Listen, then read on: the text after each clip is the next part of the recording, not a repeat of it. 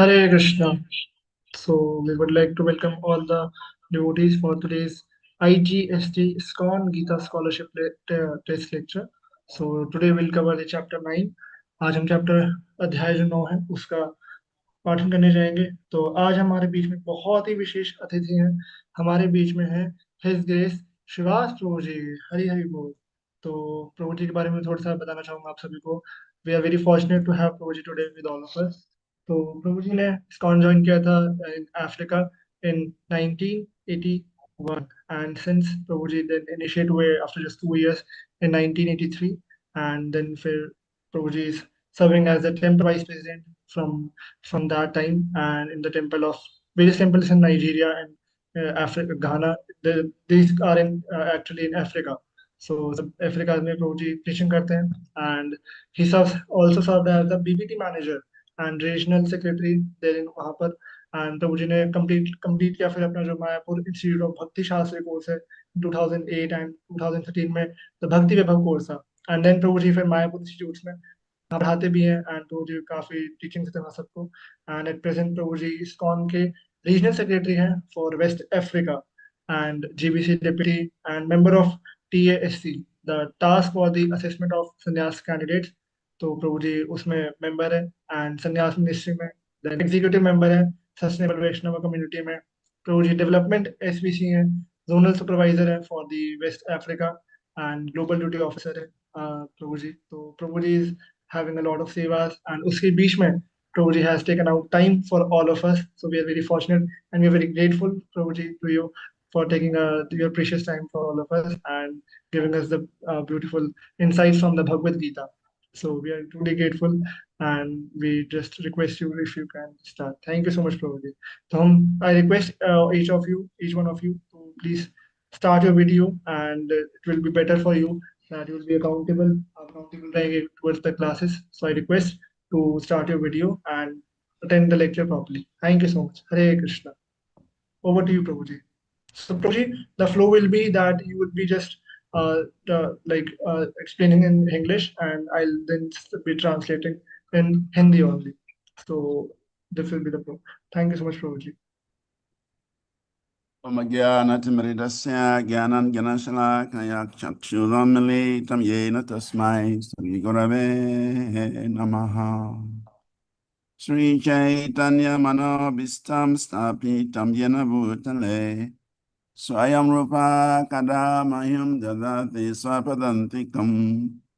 वन्देऽहं श्रीगुरु श्रीयुक्तापदकमलं श्रीगुरुं वैष्णवांश्च श्रीरूपं साग्रजातं सहगण रघुनस्तम्भितं तं सञ्जीवं सद्वैतां सवधूतं परिजनसहितं कृष्णचैतन्यदेवं श्रीराधाकृष्णपादं सहगण ललिता श्रीविशाखम्भितांश्च नमो विष्णुपदाय कृष्णपृष्ठाय भूतले श्रीमती भक्ति वेदांत स्वामी इति नामिने नमस्ते सारस्वती देवी गौरवाणी प्रचारिणे निर्विशेष शून्यवादी पाश्चात्य सतारिणे वंशकल्पतरुभ्यश्च कृपा सिन्धुभ्यैव च पतितानं पावनेभ्यो वैष्णवेभ्यो नमो नमः।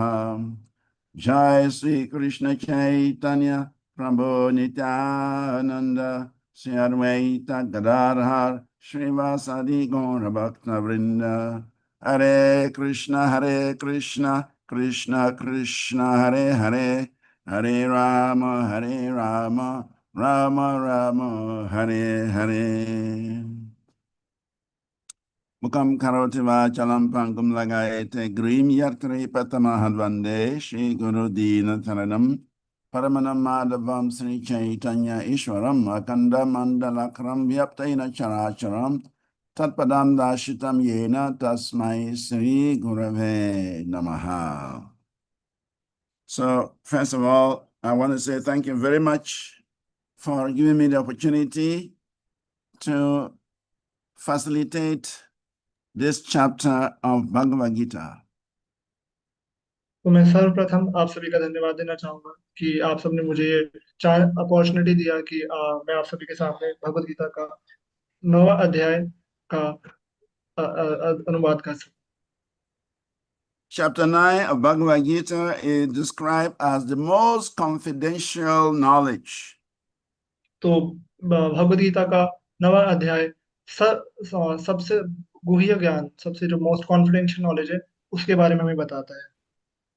So one may ask a question, why is chapter 9 the most confidential? तो कोई यह प्रश्न पूछ सकता है कि यह सबसे गुह्य, सबसे सीक्रेट और सबसे गुह्य ज्ञान कैसे है, किस प्रकार है? Because chapter 9 is describing how one can become a devotee of the Supreme Personality of Godhead. क्योंकि यह 9वां अध्याय हम किस प्रकार से परम पुरुषोत्तम भगवान का एक भक्त बन सकते हैं उसके बारे में बताता है। In the last part of chapter 8, Krishna mentions some points. तो 8वें अध्याय के आखिरी भाग में भगवान श्री कृष्ण कुछ इंपॉर्टेंट महत्वपूर्ण विषय और पॉइंट्स के बारे में मेंशन करते हैं, बताते हैं।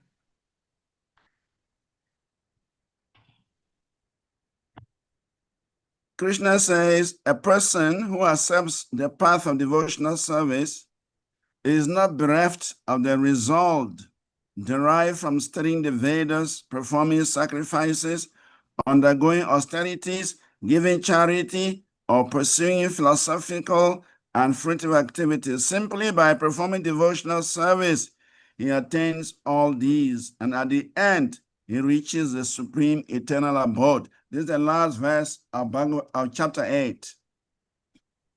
तो भगवान श्री कृष्ण भगवद गीता के 8वें अध्याय के आखिरी श्लोक में बताते हैं कि जो व्यक्ति भक्ति मार्ग अपनाता है वह वेदों के अध्ययन, यज्ञ, तपस्या, दान पुण्य आदि दार्शनिक गतिविधियां से प्राप्त हुए सभी लाभ से वंचित नहीं रहता। केवल भक्ति करने मात्र से ही वह इन सभी चीजों को प्राप्त कर लेता है और अंत में मेरे शाश्वत धाम को प्राप्त करता है। So, because Krishna raised the topic of devotional service in chapter 8 and also chapter 7, it has become necessary for Krishna to describe in detail how one can become his devotee. तो जिस प्रकार भगवान 8वें अध्याय में भक्ति मार्ग, डिवोशन सर्विस के बारे में और 7वें अध्याय में बताते हैं, तो यह भगवान के लिए बहुत ही महत्वपूर्ण बन जाता है कि वह इस भक्ति मार्ग को बताएं कि किस प्रकार ये सबसे हाईएस्ट वो है, भगवान का जो सबसे जो भक्ति मार्ग सबसे श्रेष्ठ है। So therefore, the understanding is this chapter 9 reveals that knowledge by which one can become a pure devotee of Krishna. तो यह 9वां अध्याय यह बताता है कि किस प्रकार हम भगवान के एक शुद्ध भक्त बन सकते हैं।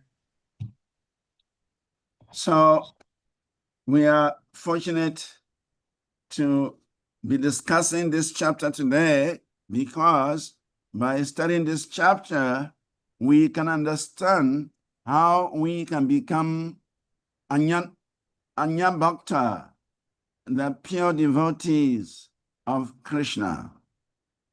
तो हमारा बहुत बड़ा सौभाग्य है कि आज हमें इस 9वें अध्याय का अध्ययन करने का मौका मिल रहा है और इसके अध्ययन मात्र से हम भगवान श्री कृष्ण की शुद्ध भक्ति को प्राप्त कर सकते हैं। And we also need to understand that the highest achievement, the highest position the living entity can occupy is to develop this pure love for Krishna. So Krishna is giving us that opportunity, is giving us that knowledge, how we can become very, very intimate with the Lord. तो हमें ये समझने की आवश्यकता है कि हमारा जो हाईएस्ट अचीवमेंट है, हमारा जो हाईएस्ट गिफ्ट है, हमारा जो हाईएस्ट पोजीशन है हमारा, वो एक जीवात्मा का भगवान का शुद्ध प्रेम प्राप्त करना है। तो भगवान श्री कृष्ण में हमें अपॉर्चुनिटी, वह मौका दे रहे हैं जिस प्रकार हम भगवान की शुद्ध भक्ति प्राप्त कर सकते हैं। So we are going to go through all the verses one by one because there is not much time. So we cannot go through the whole purport, but I have picked some sections of the purport. I will just read and then give a little explanation so that we can cover all the 34 verses in this chapter. तो हम अब हर श्लोक को बारी बारी से पढ़ेंगे, और क्योंकि हमारे पास इतना समय नहीं है कि हम पर पट्स को, तात्पर्य को पूरा पढ़ सके, तो हम उस पे जस्ट टच करेंगे and will go to then verse by verse, हम श्लोक बाय श्लोक हम पढ़ेंगे. So, beginning with the first verse, it says, Sri Bhagavan Ovacha, Idam today Guyantamam Prabhakshyami Anusuyave, Jnanam Vijnanam Sahintam Yajnantra Mokshasya Shumat. The Supreme Personality of God has said, My dear Arjuna, because you are never envious of me, I shall impart to you this most confidential knowledge and realization, knowing which you shall be relieved of the miseries of material existence. तो श्री भगवान यहाँ कहते हैं कि हे मेरे प्रिय अर्जुन, क्योंकि तुम मुझसे कभी ईर्ष्या नहीं करते, इसलिए मैं तुम्हें यह अत्यंत गोपनीय ज्ञान और अनुभूति प्रदान करूंगा, जिससे जानकर तुम भौतिक अस्तित्व के दुखों से मुक्त हो जाओगे. So, Krishna is mentioning two important points here. He says that because you are never envious of me, I shall impart to you this most confidential knowledge and realization.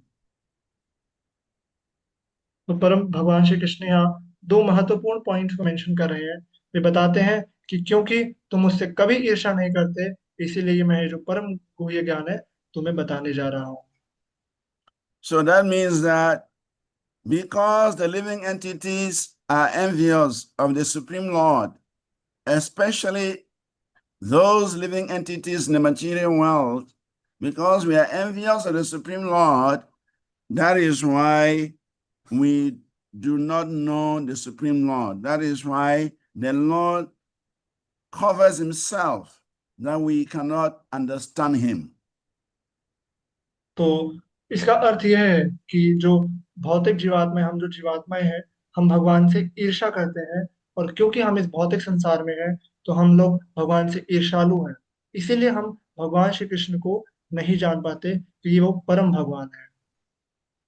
Srila Prabhupada writes in the purport that the Lord understands the mentality and sincerity of a particular living entity who is engaged in Krishna consciousness and gives him intelligence to understand the science of Krishna in the association of devotees. Discussion of Krishna is very potent, and if a fortunate person has such association and tries to assimilate the knowledge, then he will surely make advancement towards spiritual realization. Lord Krishna, in order to encourage Arjuna to higher and higher elevation in his potent service, described this 9th chapter, matters more confidential than any he has discussed so far. तो भगवान यहाँ पे प्रभु जी बता रहे हैं कि भक्त जो निरंतर भगवान की सेवा में लगे रहते हैं, भगवान कृष्ण चेतना, भगवान की जो कृष्ण कॉन्शियसनेस में जो व्यक्ति अपनी मानसिकता को रखते हैं और इसको सिंसियरली निष्ठा पूर्वक समझते हैं, तो उन भक्तों के साथ भगवान श्री कृष्ण अपना जो ये नॉलेज है, विज्ञान है, उसको समझने की जो बुद्धि है वह प्रदान करते हैं. भगवान श्री कृष्ण का ये अत्यंत प्रभावशाली होती है कि यदि कोई इसे पढ़ता है तो वह भगवान के धाम को प्राप्त करता है. और भगवान श्री कृष्ण अर्जुन को अपनी इस शक्तिशाली सेवा में और अधिक उन्नति के लिए प्रोत्साहित करने हेतु इस 9वें अध्याय में उन सभी बातों का वर्णन करते हैं जो उन्होंने आज तक कभी भी प्रकट नहीं करी है. So the qualification for understanding Krishna is stated in this verse. तो भगवान श्री कृष्ण को जानने के लिए जो भी हमारी क्वालिफिकेशन है, जो भी हमारी नीड है, वो भगवान श्री कृष्ण इस श्लोक में मेंशन कर रहे हैं, बता रहे हैं. So can anybody identify the qualification for understanding Krishna from this verse? तो क्या कोई समझ पा रहा है कि वह कौन सी जरूरत है जिससे हम भगवान श्री कृष्ण को जानना जरूर हो जाता है, जिससे हम भगवान को जान सकते हैं? कोई अगर बताना चाहे तो, हैंड रेज करना चाहे तो। यस, शिवांगी माता जी। Hare Krishna Prabhuji. I think it's non-obvious.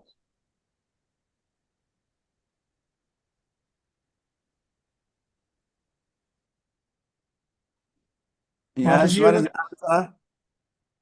you're not audible, माता जी.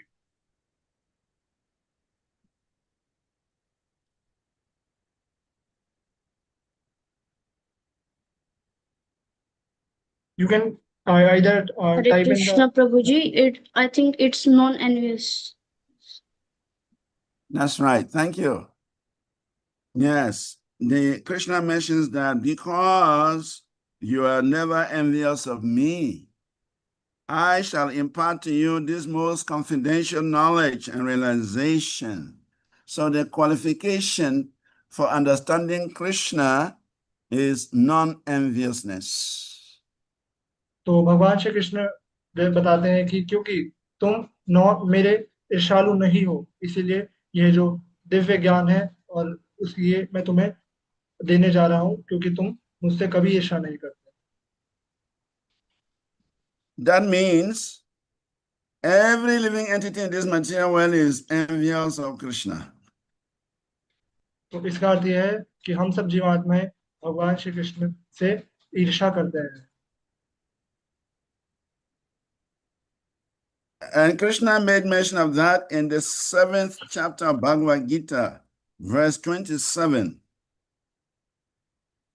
तो इसी का जो भगवान श्री कृष्ण 7वें अध्याय के 27वें श्लोक में इसी के बारे में बताते हैं। It says,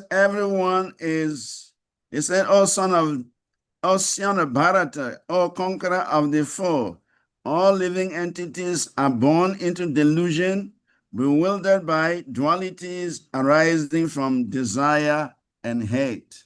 Desire and hate leads to envy. तो भगवान श्री कृष्ण हमें बताते हैं कि हे भरतवंशी, हे शत्रु पर विजय प्राप्त करने वाले, सभी जीव जन्म से ही ब्रह्म में रहते हैं, इच्छा और घृणा से उत्पन्न द्वंद्वों से भ्रमित होते हैं। तो ये जो इच्छा और घृणा है, यही हमें भगवान की से ईर्ष्या कराती है। So for us to understand Krishna and be able to render devotional service, pure devotional service to Krishna, then we have to give up our attitude of envy toward the Supreme Personality of Godhead. तो यदि हम भगवान श्री कृष्ण को समझना चाहते हैं और उनकी शुद्ध भक्ति और सेवा को प्राप्त करना चाहते हैं, तो हमें भगवान श्री कृष्ण के प्रति जो ईर्ष्यालु भाव है उसे त्याग देना चाहिए।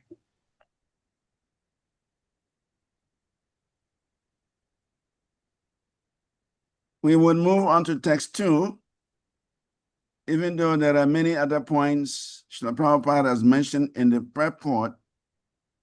But I think the most important point is to understand how we can become eligible to accept devotional service, worship Krishna, and Krishna will reciprocate with us by revealing knowledge of himself, confidential knowledge of himself, and by giving us realization. तो प्रभु जी बता रहे हैं कि यदि हम, शिल प्रभुपाद ने बहुत सारे पॉइंट्स यहाँ पे मेंशन किया है, परंतु हम दो ही पॉइंट्स को भी समझेंगे कि हमें भगवान श्री कृष्ण की सदा ही सेवा करनी चाहिए, उनके प्रति शुद्ध भक्ति रखनी चाहिए और सदा उनकी पूजा करनी चाहिए। इससे हम भगवान श्री कृष्ण के धाम को प्राप्त कर सकेंगे। Text 2 says, Raja Vidya Raja Guyam Pavitram Idam Uttamam Pratyakshavāgamam Dharmyam Susukam Kartum Avyayam. Translation: This knowledge that Krishna is going to give us is the king of education, the most secret of all secrets. It is the purest knowledge, and because it gives direct perception of the self by realization, it is the perfection of religion. It is everlasting, and it is joyfully performed. तो भगवान श्री कृष्ण बता रहे हैं कि यह ज्ञान शिक्षा का राजा है, समस्त रहस्यों में सबसे गुप्त है, यह सबसे शुद्ध ज्ञान है, और क्योंकि यह आत्म साक्षात्कार द्वारा प्रत्यक्ष आत्मबोध प्रदान करता है, इसीलिए यह धर्म की पूर्णता है, यह शाश्वत है, और इसका अभ्यास आनंद पूर्वक किया जाता है। So, in this verse, Lord Krishna is revealing to us the nature of spiritual knowledge. तो भगवान श्री कृष्ण यहाँ हमें आध्यात्मिक ज्ञान का जो नेचर है वो भगवान श्री कृष्ण हमें यहाँ बताना चाह रहे हैं, प्रकृति क्या है।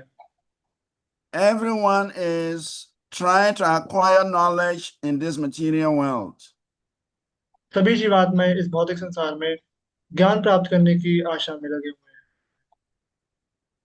But the knowledge Krishna is going to reveal in this chapter is considered the purest of all knowledge.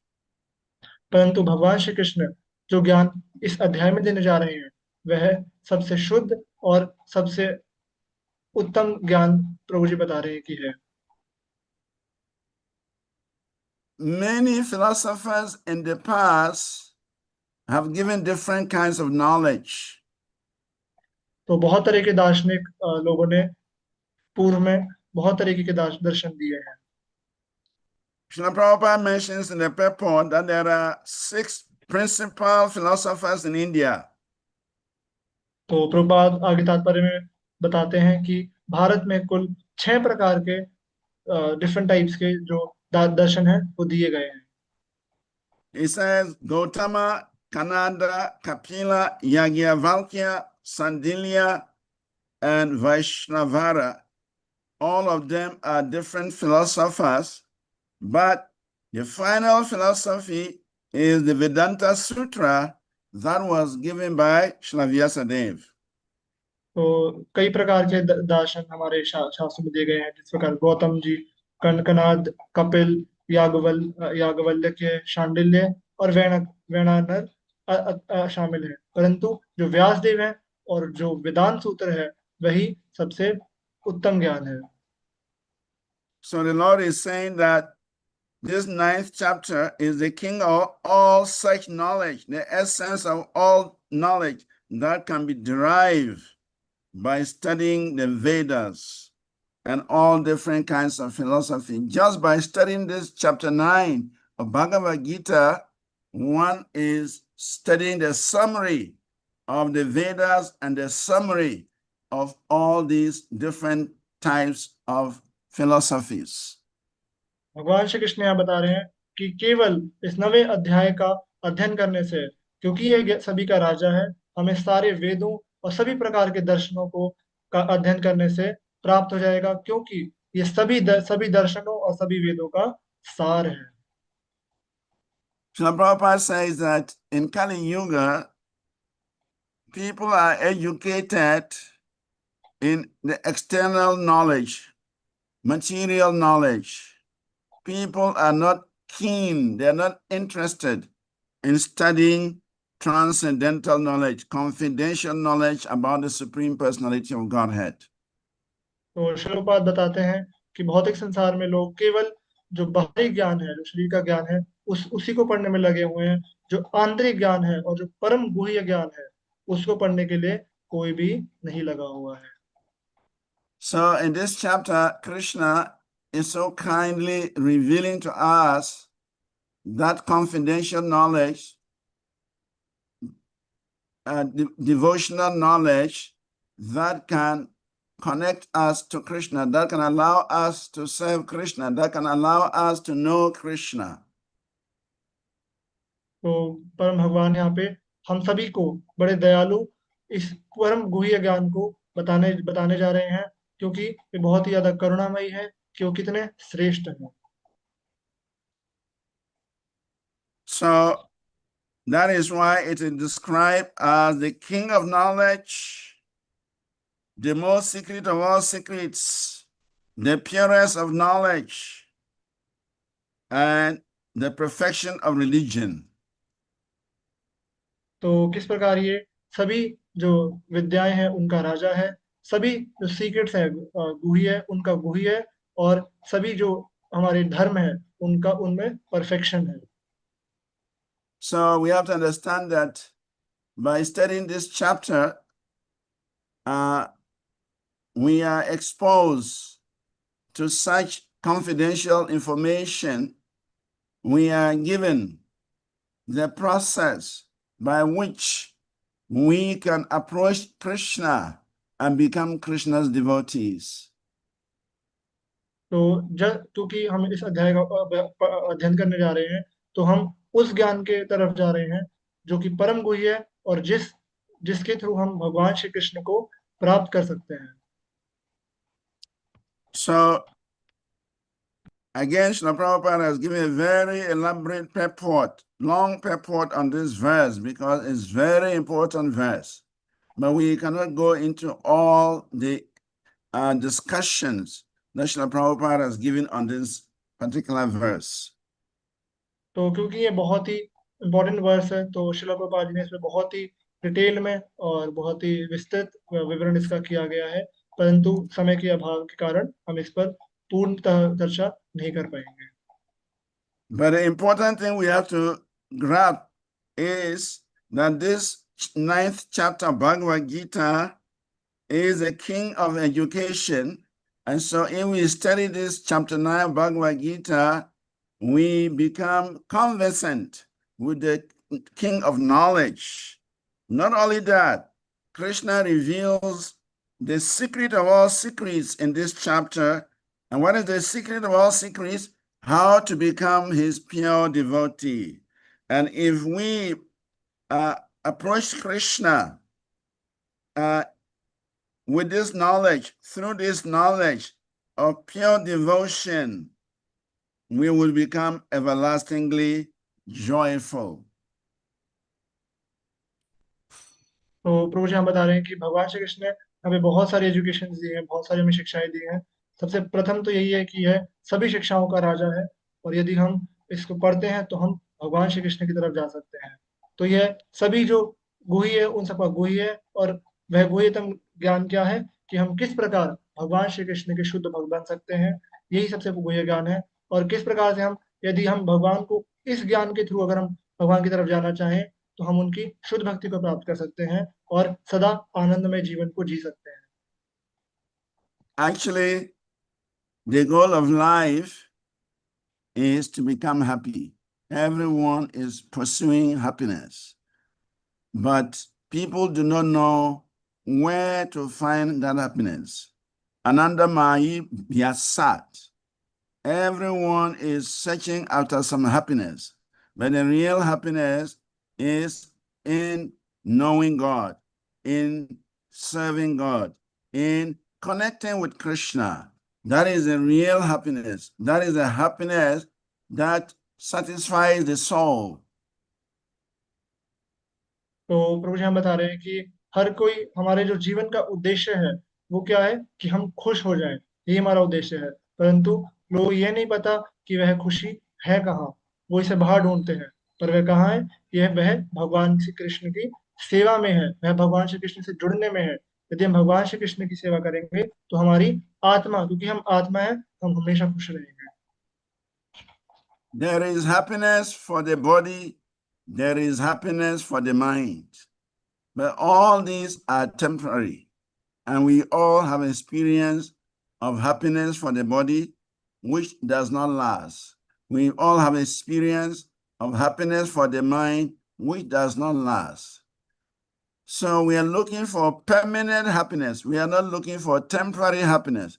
That permanent happiness can be achieved on the spiritual plane. It is the happiness of the soul. And so this chapter is giving us an insight how we can cultivate spiritual knowledge leading to that spiritual happiness of the soul. तो प्रभु जी यहाँ बता रहे हैं कि वास्तविक में जो हमारा खुशी है वो हम बॉडी और हमारा जो मन है, हमारा जो शरीर है, उसके उस पर ढूंढते हैं, लेकिन वह टेम्पररी है, बहुत ही कम समय के लिए रहती है। और क्योंकि हम सब ने इसको एक्सपीरियंस किया है कि जो हमारा शरीर है उसकी भी खुशी और जो मन की खुशी है वह कुछ ही समय के लिए रहती है। तो हमें जानना होगा कि जो हमारे जो परमानेंट, जो हमारे हमेशा के लिए जो खुशी है वो आध्यात्मिक जब हम स्तर पर आते हैं तब होती है, क्योंकि वह आत्मा के स्तर पर है। तो यह जो अध्याय है वह हमें ये बताता है कि किस प्रकार हम उस आध्यात्मिक जो हमारी आनंद है उसको बढ़ा सकते हैं और किस प्रकार हम उस तक जा सकते हैं। So the scripture tells us, Yoni sahasrana bahuni gatva dukenan labdvapi chan manushatvam sukavaham yena bhajanti vishnum tena manusyan manan shatru bhatai. That after passing through many thousands of species and undergoing great struggle, the conditioned living entity finally obtains the human form of life. And this human form of life is purposely meant for achieving the highest pleasure, and that highest pleasure can be achieved by devotional service. And Krishna is revealing to us devotional service in this chapter. तो भगवान श्री कृष्ण ये बता रहे हैं कि कई जन्मों के बाद हमें यह है मनुष्य जन्म जो है वो प्राप्त होता है, और मनुष्य जन्म भी प्राप्त करने के बाद हम भगवान श्री कृष्ण को प्राप्त नहीं कर सकते। तो भगवान श्री कृष्ण को प्राप्त करने की जो ये आध्यात्मिक सेवा है भगवान की, वह हमें भगवान श्री कृष्ण से प्राप्त होती है। So we will move on to text 3. If there are any questions, otherwise we move to text 3.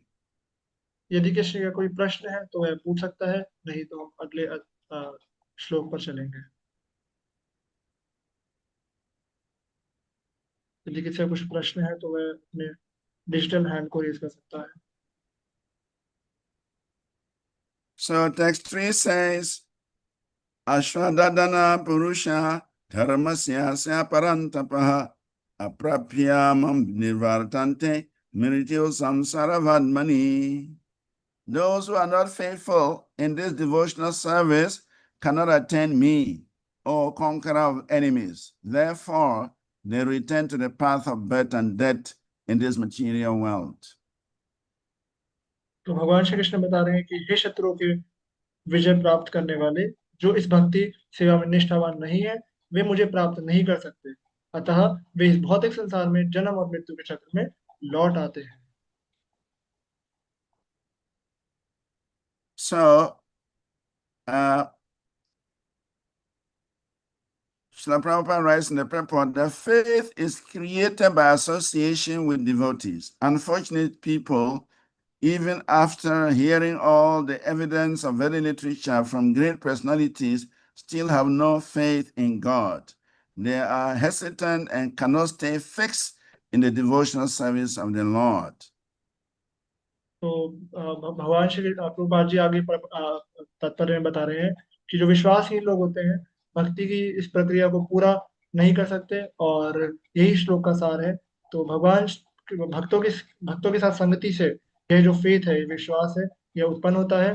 दुर्भाग्यशाली लोग जो महान व्यक्तित्व में वैदिक साहित्यों के सभी प्रमाणों को सुनने के बाद भी भगवान श्री कृष्ण को ईश्वर के रूप में विश्वास नहीं करते।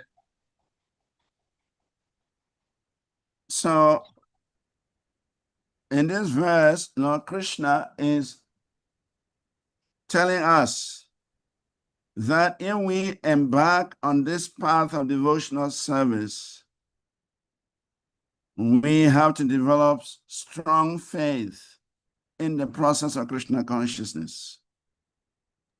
तो प्रभुपाद यहाँ बता रहे हैं कि अगर हम भगवान श्री कृष्ण के अगर हम भक्ति प्रोसेस में आना चाहते हैं तो हमें इसमें दृढ़ विश्वास होना चाहिए, इस जो हमारा पूरा प्रोसेस है उसके अंदर।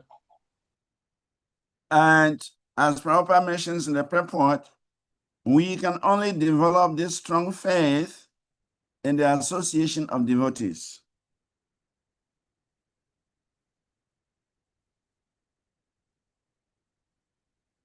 We can develop that strong faith in the association of devotees. We cannot develop faith without the association of devotees.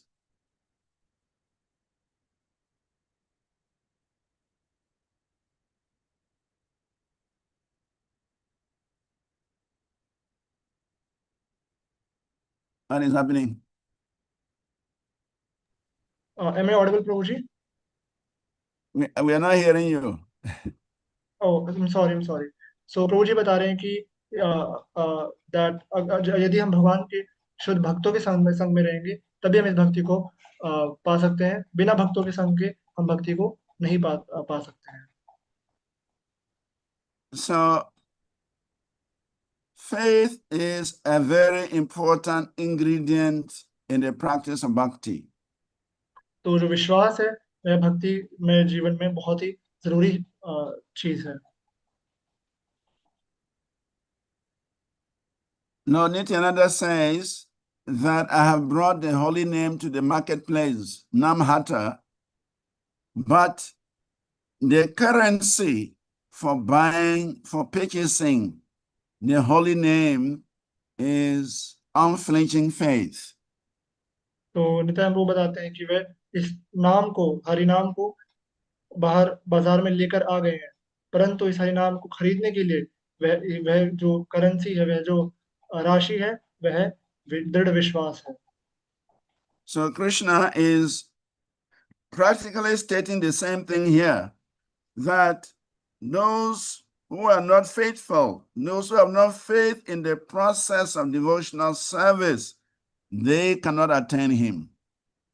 तो भगवान श्री कृष्ण प्रैक्टिकली इस चीज को यहाँ पे बता रहे हैं कि जो भक्तों को इस भक्ति सेवा में निष्ठा नहीं है, वे मुझे प्राप्त नहीं कर सकते। So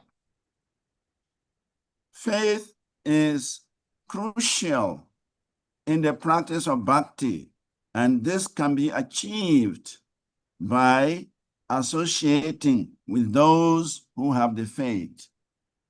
तो जो विश्वास है भक्ति में वह बहुत ही जरूरी है, और यह विश्वास केवल जब हम भक्तों के संग में जाएंगे उससे हम प्राप्त कर सकते हैं। And that is why devotee association is so crucial. इसीलिए भक्तों का संग बहुत ही जरूरी है।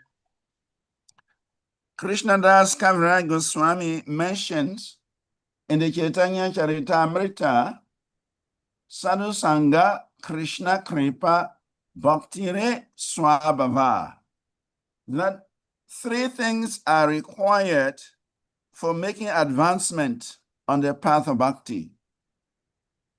Prabhuji, can you just please repeat the sadhu sangha Krishna? Sadhu Sangha Krishna Kripa Bhaktire Swabhava. तो प्रभु जी बता रहे हैं कि जो कृष्णदास कविराज गोस्वामी है वो चैतन्य चरितामृत में बताते हैं कि हमें भक्ति प्राप्त करने के लिए तीन चीजों की बहुत आवश्यकता है: साधु संग, कृष्ण कृपा, भक्ति रे स्वभाव। Yes. So we need the association of devotees, sadhu sangha. तो सर्वप्रथम है भक्तों का संग, एसोसिएशन ऑफ डिवोटी, साधु संग। We need Krishna's mercy, Krishna Kripa. तो हमें भगवान श्री कृष्ण की कृपा, उसकी भी आवश्यकता है। And we also need nourishment from bhakti. Bhakti, the personality of bhakti, Bhakti Devi, nourishes the devotees' devotional service. और जो भक्ति देवी है, जो भक्ति देवी हमारी जो भक्ति है उसको नरिश करती है, उसे आगे बढ़ाती है, तो हमें भक्ति देवी कृपा की भी आवश्यकता है। But if everything begins with the association of devotees. परंतु सर्वप्रथम जो सभी से शुरू होता है वह है भक्तों का संग। It is only when we associate with devotees, when we hear about Krishna, we know about Krishna, and we will take to the process of devotional service. तो यह केवल भक्तों के संग से ही हम भगवान श्री कृष्ण को जान सकते हैं, उनकी सेवा कर सकते हैं और उनके आगे जान सकते हैं, बढ़ सकते हैं। And by engaging in devotional service, we attract the attention of Krishna. And by attracting the attention of Krishna, Bhakti Devi will come into our lives. तो यदि हम भगवान श्री कृष्ण की सेवा में लगते हैं तो हम जो है भगवान श्री कृष्ण को अपनी तरफ अट्रैक्ट करते हैं, अपनी तरफ आकर्षित करते हैं, और भक्ति देवी को भी आकर्षित करते हैं, जिससे हमें वो भक्ति प्राप्त होती है। So therefore, to engage in devotional service, the first ingredient is faith, shraddha. तो यदि हम भगवान की सेवा में लगना चाहते हैं तो उसके लिए पहली जो चीज है वह है श्रद्धा। And that Shraddha can only be obtained in the association of devotees. और यह श्रद्धा हम केवल भगवान के भक्तों के संग में प्राप्त कर सकते हैं। And so Krishna says here, those who are not faithful, those who have no faith in the process of devotional service, they cannot attain him. And as such, they have to return to the path of repeated birth and death in this material world. तो भगवान श्री कृष्ण इस श्लोक में बताते हैं कि जो मेरी सेवा में विश्वास नहीं रखता वह मुझे प्राप्त नहीं कर सकता, और उसके फलस्वरूप वह इस भौतिक संसार में वापस जन्म मृत्यु में वापस लौट जाता है। In fact, Srila Prabhupada writes in the purport that as far as the development of faith is concerned, one who is well versed in the literatures of devotional service and has attained the stage of firm faith is called a first-class devotee. तो श्रील प्रभुपाद आगे purport में तात्पर्य में बताते हैं कि जो व्यक्ति भगवान श्री कृष्ण के बारे में सिद्धांत और भगवान के बारे में जानता है वह एक उत्तम फर्स्ट क्लास का डिवोटी है। And in the second class are those who are not very advanced in understanding devotional scriptures, but who automatically have faith in Krishna Bhakti. तो दूसरी श्रेणी के भक्त वह हैं जो शास्त्रों को उतना अध्ययन नहीं करते परंतु भगवान श्री कृष्ण की सेवा में लगते हैं। And then it says, in the third class, devotee who have neither perfect knowledge of the scriptures nor good faith in the process of Krishna consciousness. और तीसरी श्रेणी के भक्त वह हैं जो ना तो केवल भगवान श्री कृष्ण के बारे में ज्ञान लेते और ना ही उनके अंदर भगवान श्री कृष्ण के प्रति श्रद्धा होती है। So we can see that faith classifies the devotees. One who has unflinching faith and deep knowledge of Krishna consciousness, he becomes a first-class devotee. जो श्रद्धा है वह भक्तों को तीन श्रेणी में बांट देती है। जो उत्तम श्रेणी के भक्त हैं वह वे हैं जो भगवान श्री कृष्ण के बारे में ज्ञान है उसको जानते हैं। One who has knowledge but does not have a very strong faith, he is a second-class devotee. तो जिसके पास ज्ञान तो है परंतु भगवान श्री कृष्ण पर पूर्णतः विश्वास नहीं है वह दूसरे श्रेणी के भक्त हैं। And one whose knowledge is not very deep and his faith is not very strong, he is a third-class devotee. और तीसरी श्रेणी के भक्त वे हैं जो ना तो भगवान श्री कृष्ण के बारे में जानते हैं और ना ही उनके ऊपर श्रद्धा रखते हैं। So therefore, we can see the role faith plays in the practice of bhakti. तो इस प्रकार हम देख सकते हैं कि जो श्रद्धा है वह भक्ति के जो प्रोसेस है उसमें कितना बड़ा महत्वपूर्ण भूमिका निभाती है। The more our faith increases in the process of bhakti, the more we are becoming first-class devotees. तो जितना हमारा भगवान श्री कृष्ण और भक्ति में श्रद्धा हमारी बढ़ेगी उतना ही भगवान श्री कृष्ण के अधिक भक्त बन पाएंगे। And therefore, each and every one of us must try as much as possible to increase our faith in the process of devotional service. तो हमें यह कोशिश करनी चाहिए कि हम जितना भी हो सके अपनी भगवान श्री कृष्ण के प्रति जो श्रद्धा है उसको बढ़ा सकें। So my question to all of you is, how do we increase our faith? What is the process by which we can increase our faith? तो अब मेरा सबसे प्रश्न है कि आप सब बताइए कि हम किस प्रकार भगवान श्री कृष्ण के प्रति अपनी जो श्रद्धा है उसे बढ़ा सकते हैं। Any answer? Hare Krishna, Prabhuji. Hare Krishna. Like you had already explained, there are three steps to increase Shraddha. One is Sadhu Sangha, second one is Krishna Kripa, and Bhakti Devi, who nourishes our Bhakti. But here, like also we have read in different chapters, like in 17, we know that what is Sattvic Shraddha, and also like knowledge of Purushottama, and like in these interrelated chapters from 15, 16, and 17, in which we read like how to increase divine inside, or how to learn improve our divine divinity inside. And other is like what services we should do in order to get this firm uh, firmness in our faith, and that will increase our shraddha. So that's what is my short answer, Prabhuji. Thank you. Thank you. Simply put, Shraddha can be achieved by association, by associating with devotees, by hearing from devotees, especially those who have faith. When we hear from them, they also share with us their very deep faith. And that is why it is important to listen to classes by devotees who have very strong faith in Krishna consciousness. तो प्रभु जी बता रहे हैं कि हम किस प्रकार से अपनी जो भक्ति श्रद्धा है उसको और बढ़ा सकते हैं, क्योंकि सुनील प्रभु जी ने अभी प्रश्न पूछा था कि हम किस प्रकार से अपनी जो गंभीरता उसे बढ़ा सकते हैं। तो प्रभु जी बता रहे हैं कि जो शुद्ध जो भक्त हैं उनकी संगति के साथ उनसे श्रवण करके जिनके पास श्रद्धा है वो आपको श्रद्धा दे सकते हैं। तो जिस प्रकार अभी क्लासेस में है, अभी आप सब सुन रहे हैं प्रभु जी क्लासेस को, तो उसी प्रकार हमारी जो श्रद्धा है, हम बार बार जब भक्तों से सुनते हैं तो हमारी श्रद्धा भगवान के प्रति बढ़ती है।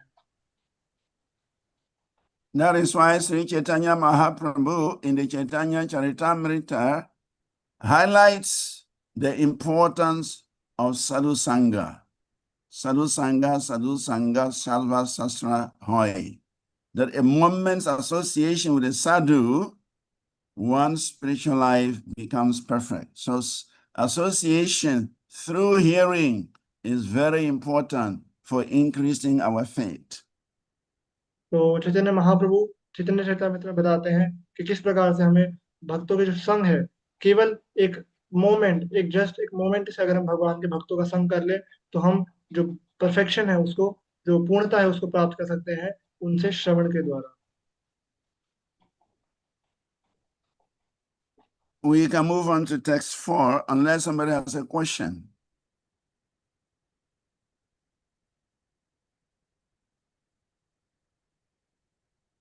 Text 4 says, Maya tatamidam sarvam jagat avyakta murtinaha mastani sarvabhutani na chaham teshu avastitaha.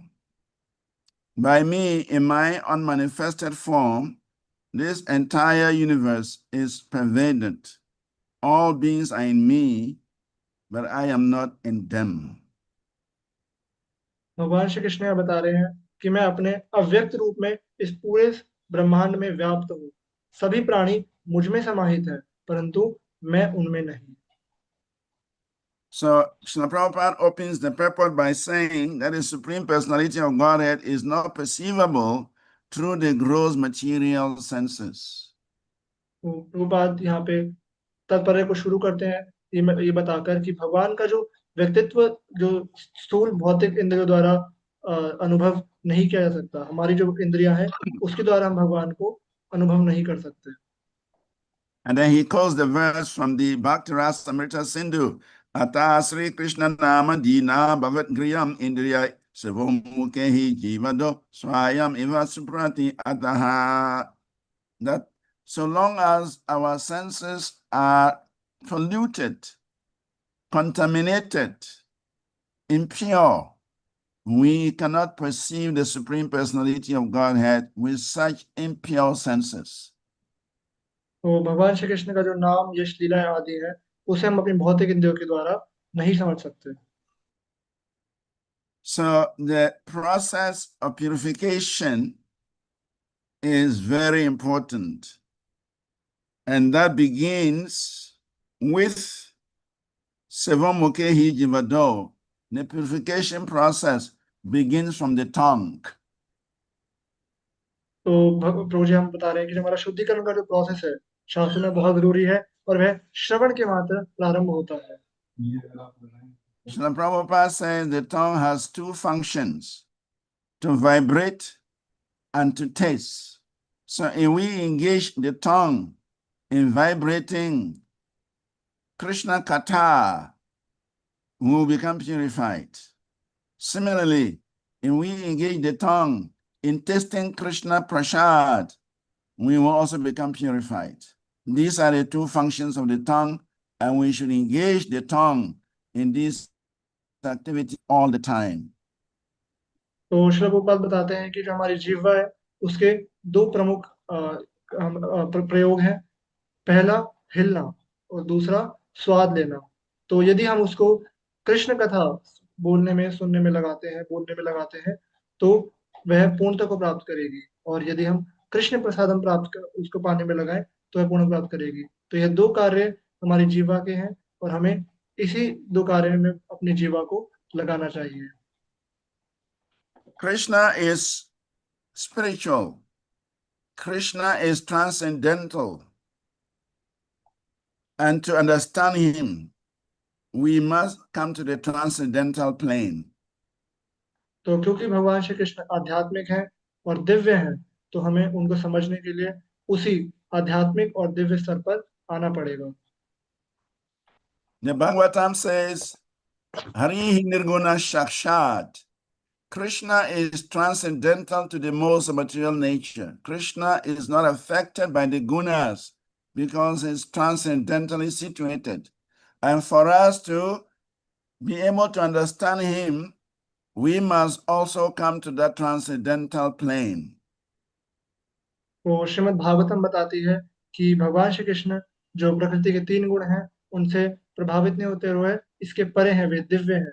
तो उनका जो ज्ञान है वह दिव्य है और वे भी दिव्य हैं। तो उनको समझने के लिए हमें उस दिव्य जो स्तर है उस पर आना पड़ेगा। And how do we come to the spiritual plane? It says, Tambajam Nirguna Bhavet. Tambajam Nirguna Bhavet. If we worship the Supreme Lord, we will also become Nirguna. We will also become transcendental. So by engaging in devotional service, we are also approaching transcendence, and with time, we would be transcendentally situated. Then we can understand the Supreme Personality of Godhead.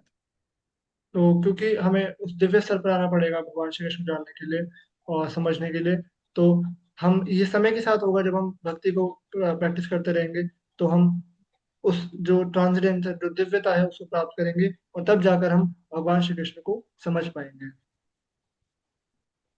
In text 5, Krishna says, Nanchamatstani bhutani pasha me yogam aishwaram bhuta brinacha bhutasto mamatma bhuta bhavanaha.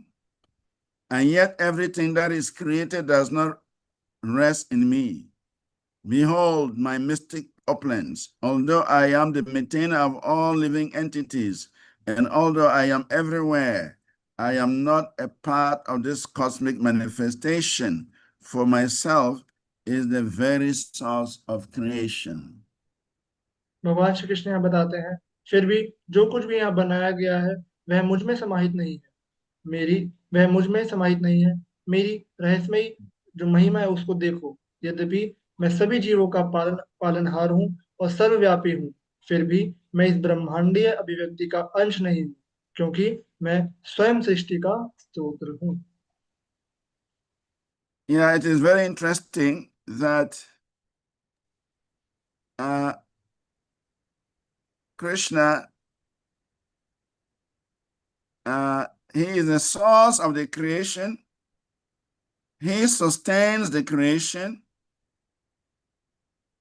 Yet the Lord says, I am not part of this cosmic manifestation. तो भगवान श्री कृष्ण सभी के स्तोत्र हैं और उनकी पालन करते हैं, परंतु भगवान बता रहे हैं कि वह उसके अंश नहीं है। Everything is emanating from Krishna. Aham sarvasya prabhavo mata sarvam pravartate. Krishna says, everything is emanating from Krishna, but Krishna remains aloof from the material creation. तो भगवान श्री कृष्ण बताते हैं कि जो सभी चीजें हैं वो भगवान श्री कृष्ण से ही आते हैं, परंतु भगवान उन सब से प्रभावित और उसमें नहीं रहते। So Srila Prabhupada writes in the purport that although he is the maintainer and sustainer of the entire material manifestation, he does not touch this material manifestation. तो क्योंकि श्रील प्रभुपाद आगे तात्पर्य में बताते हैं कि सभी जो चीज है वो भगवान श्री कृष्ण के द्वारा सृजित और पालन की जाती है, परंतु भगवान श्री कृष्ण उसके द्वारा प्रभावित नहीं होते। That's very interesting that the material creation cannot happen without the Lord's touch. Yet, even though the material creation is there, Krishna says, I am completely aloof from the material creation. तो ये बहुत ही आश्चर्यजनक है कि किस प्रकार सब चीजें भगवान से प्रकट हो रही हैं, परंतु भगवान उससे बिल्कुल भी प्रभावित नहीं हो रहे हैं। So, Srila Prabhupada says, the Lord is present in everything, yet the common man cannot understand how he is present personally in everything. तो श्री प्रभुपाद बताते हैं कि सभी चीज जो है उसमें भगवान श्री कृष्ण उपस्थित है, और किस प्रकार से भगवान उसमें उपस्थित रहते हैं वे बताते हैं। So the point is, even though Krishna is present in this world, and indeed in every living entity, even in every atom, Krishna is the super soul in everything. Krishna does not try to enjoy the material world. तो भगवान श्री कृष्ण इस भौतिक संसार में सभी जगह उपस्थित है, सभी जीवात्माओं में उपस्थित है और सभी के परम आत्मा है, परंतु फिर भी वे इस भौतिक संसार को भोगने की इच्छा नहीं करते। It is a living entity, the conditioned living entity, who is making such elaborate plans how to enjoy the material world. तो ये हम बद्ध जीवात्माएं हैं जो इस सब को, पूरे संसार को भोगने का जो प्लानिंग है वो करती रहती है। And that is the cause of our entanglement in this world. और यही हमारे इस भौतिक संसार में बंधन का कारण है। So as soon as we become detached from this material world, we also become aloof. तो जितना जल्दी हम जैसे ही हम इस सभी से हमारा डिटैचमेंट हो जाता है, हम इससे अलग होने का प्रयास करते हैं, उसी समय हम भगवान श्री कृष्ण के साथ आ जाते हैं और अकेले हो जाते हैं। And that is what bhakti, the process of bhakti, is teaching us how to remain in the material world without being part of the material world. तो यही भक्ति जो प्रोसेस है वो हमें सिखाता है कि किस प्रकार से हमें इस भौतिक संसार में रहते हुए भी हमें इस भौतिक संसार का हिस्सा नहीं बनना है। By engaging in Krishna's service, his transcendental service, without a desire to be an enjoyer, we can also become transcendental to the material world. तो किस प्रकार हम कर सकते हैं? जब हम भगवान श्री कृष्ण की सेवा में, उनकी दिव्य सेवा में लगेंगे, विदाउट, हम उनके बिना कि हमारी कोई भोगने की इच्छा ना हो और भगवान श्री कृष्ण ही इंजॉयर है, यदि हमारा ये भाव रहेगा तो हम इसे समझ सकते हैं। Text 6 says, Yatakasha stito nityam vayu sarvatra gomahan tata sarvani bhutani mastaniti upadharaya. Understand that as the mighty wind blowing everywhere rests always in the sky, all created beings rest in me. तो यह समझो, भगवान बता रहे हैं कि यह समझो कि जिस प्रकार शक्तिशाली हवा जो हर समय हर जगह बहती है, हमेशा आकाश में स्थिर रहती है, उसी प्रकार समस्त सृजित प्राणी मुझ में विश्राम करते हैं।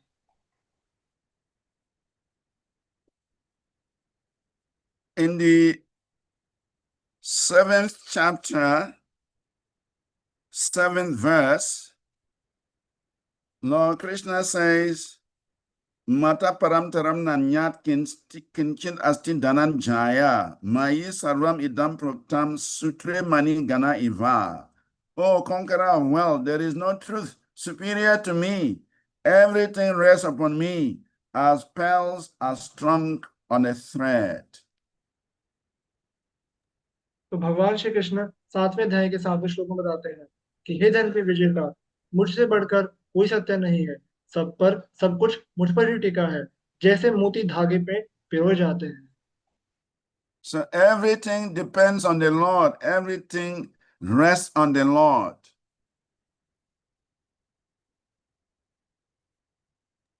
तो जो हर चीज है वो अल्टीमेटली भगवान श्री कृष्ण पर ही विश्राम करती है। So that is very important to understand that a blade of grass cannot move without Krishna's sanction. तो हमें यह समझने की आवश्यकता है कि इस संसार में एक घास का तिनका भी भगवान की इच्छा के बिना नहीं हिल सकता। In other words, everything depends on the energy of the Supreme Personality of Godhead. तो दूसरे शब्दों में हमें जान सकते हैं कि सभी जो चीजें हैं वो भगवान श्री कृष्ण की जो शक्ति है उस पर निर्भर करती है। Without the energy of the Supreme Lord, there won't be creation. Without the energy of the Supreme Lord, there wouldn't be living entities. Without the energy of the Supreme Lord, there wouldn't be any existence. तो बिना भगवान श्री कृष्ण की शक्ति के ना तो सृजन किया जा सकता है, ना ही जीवात्मा आ सकते हैं, और ना ही हमारा जो अस्तित्व है वह रह सकता है। So everything depends on the energy of the Supreme Personality of Godhead. तो हर चीज जो है वो भगवान श्री कृष्ण की ही आध्यात्मिक जो शक्ति है उस पर निर्भर करती है। And that is why the Lord is saying everything rests upon him. तभी भगवान श्री कृष्ण यहाँ बता रहे हैं कि हर जो चीज वो भगवान श्री कृष्ण पर ही विश्राम करती है। In text 7, the Lord says, Sarva Bhutani Kaunteya Prakritim Yanti Mamikam Kalpakshaye Punastani Kalpado Vrisiyami Aham. The also of Kunti, at the end of the millennium, all material manifestations enter my nature. And at the beginning of another millennium, by my potency, I create them again. तो भगवान श्री कृष्ण 7वें श्लोक में बता रहे हैं कि हे कुंती पुत्र, सहस्त्र शताब्दी के अंत में समस्त भौतिक अभिव्यक्तियां मेरे स्वरूप में समाहित हो जाती हैं, और दूसरी शताब्दियों में के प्रारंभ में अपनी शक्तियों से मैं उन्हें वापस सृजन करता हूँ। So this is a cycle Krishna's set into motion: creation, maintenance, and destruction. तो यह जो साइकिल है, ये पुनः जो साइकिल चलती रहती है, ये भगवान के द्वारा चलाई जा रही है, जिसमें सृजन, पालन और विनाश तीनों भगवान के द्वारा किया जाता है। And this cycle is going on eternally. और यह जो साइकिल है यह शाश्वत रूप से चलती जा रही है। Just as the Lord is eternal, his energies are also eternal, and whatever he desires is also eternal. तो जिस प्रकार से भगवान शाश्वत है, उनकी जो शक्तियां वह भी शाश्वत है, और जो उनकी इच्छाएं और हमारी इच्छाएं हैं वह भी शाश्वत है। So therefore, he sets into motion the material creation. So material creation comes into being. Material creation is sustained or maintained for some time, and material creation is withdrawn. This is a cycle that continues to go on without stop. तो भगवान श्री कृष्ण ने ये जो cycle है इसको set किया हुआ है, जिसमें यह सृजन करता है, फिर उसका पालन किया जाता है, और उसके बाद इसका अंत कर दिया जाता है। तो यह जो साइकिल है ये कॉन्टिन्यूस रूप से हमेशा निरंतरता से चलती जा रही है बिना किसी रुकावट के। So just as the spiritual world is constantly present, Krishna's abode is constantly present. Similarly, the material creation is also present, so that those who do not want to stay with Krishna in the spiritual world are given opportunity to remain in the material creation. तो जिस प्रकार से भगवान श्री कृष्ण का जो आध्यात्मिक धाम है वह नित्य रूप से उपस्थित है, उसी प्रकार भगवान की जो एनर्जीज हैं, भगवान की शक्तियां हैं, और यह जो भौतिक संसार है, यह भी शाश्वत रूप से उपस्थित है। जो जीवात्माएं भगवान श्री कृष्ण के साथ नहीं रहना चाहती, उन्हें इस भौतिक संसार में लाया जाता है। So Krishna is very kind to us. He's given us Bhagavad Gita so that we can end this material existence. भगवान श्री कृष्ण परम दयालु हैं कि उन्होंने हमें यह श्रीमद् भगवद गीता का ज्ञान दिया है, जिसके द्वारा हम भगवान श्री कृष्ण को प्राप्त कर सकते हैं। And that is why we have to study Bhagavad Gita very seriously and apply it to our lives. इसीलिए हमें यह जो भगवद गीता है, वह बड़ी गंभीरता से पढ़नी चाहिए और इसे अपने जीवन में उतारना चाहिए। Text 8. Prakritim swam avastabhya virisajami punah punah bhutagramam imam krishnam avasam prakrite vashat. The whole cosmic order is under me. Under my will, it is automatically manifested again and again. And under my will, it is annihilated at the end. तो भगवान श्री कृष्ण 8वें अध्याय में बता रहे हैं, संपूर्ण ब्रह्मांडीय व्यवस्था मेरे अधीन है, मेरी इच्छा से यह स्वतः ही बार बार प्रकट होती है और अंत में मेरी इच्छा से इसका विनाश हो जाता है। Srila Prabhupada writes, at the creation, the material energy is let loose as the Mahatattva, into which the Lord, as his first Purusha incarnation, Mahavishnu, enters. He lies within the causal ocean and breathes out innumerable universes. And into each universe, the Lord again enters as Garbhodakashayi Vishnu. Each universe is in that way created. He still further manifests himself as Shirodakashayi Vishnu, and that Vishnu enters into everything, even into the minute atom. This fact is explained here. तो भगवान श्रील प्रभुपाद आगे तात्पर्य में बताते हैं कि सृष्टि के समय जो भौतिक ऊर्जा है महातत्व के रूप में मुक्त होती है, जिसमें भगवान प्रथम अपना जो पुरुष अवतार है महाविष्णु, उसके रूप में प्रवेश करते हैं।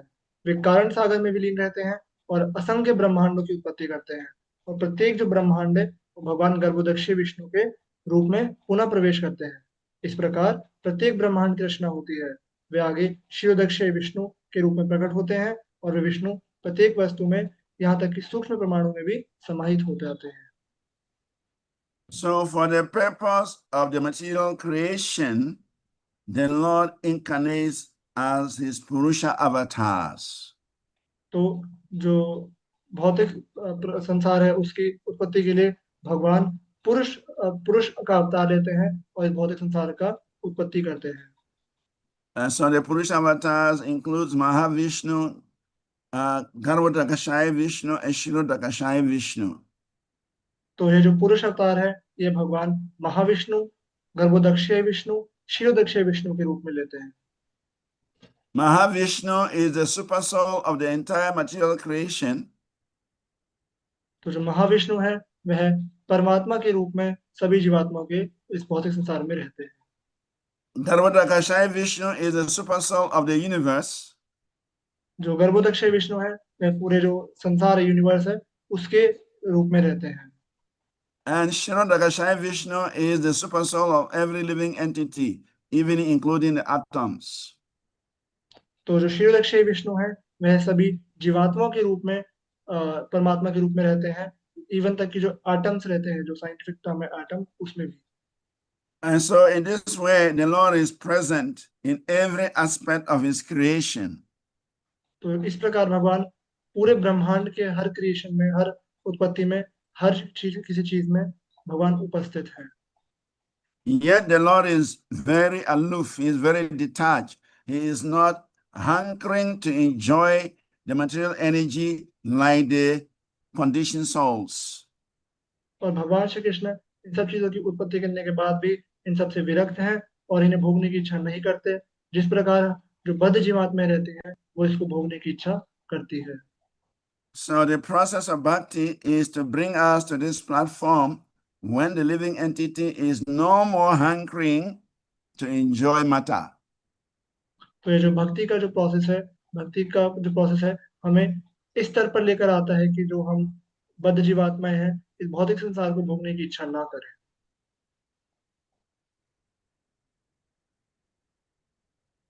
In text 8, it says, Prakritim swam avastabhya virisijami puna puna bhutagramam imam krishnam avasam prakrite vasat. The whole cosmic order is under me. Under my will, it is automatically manifested again and again. And under my will, it is annihilated at the end. So तो I think I've read this already.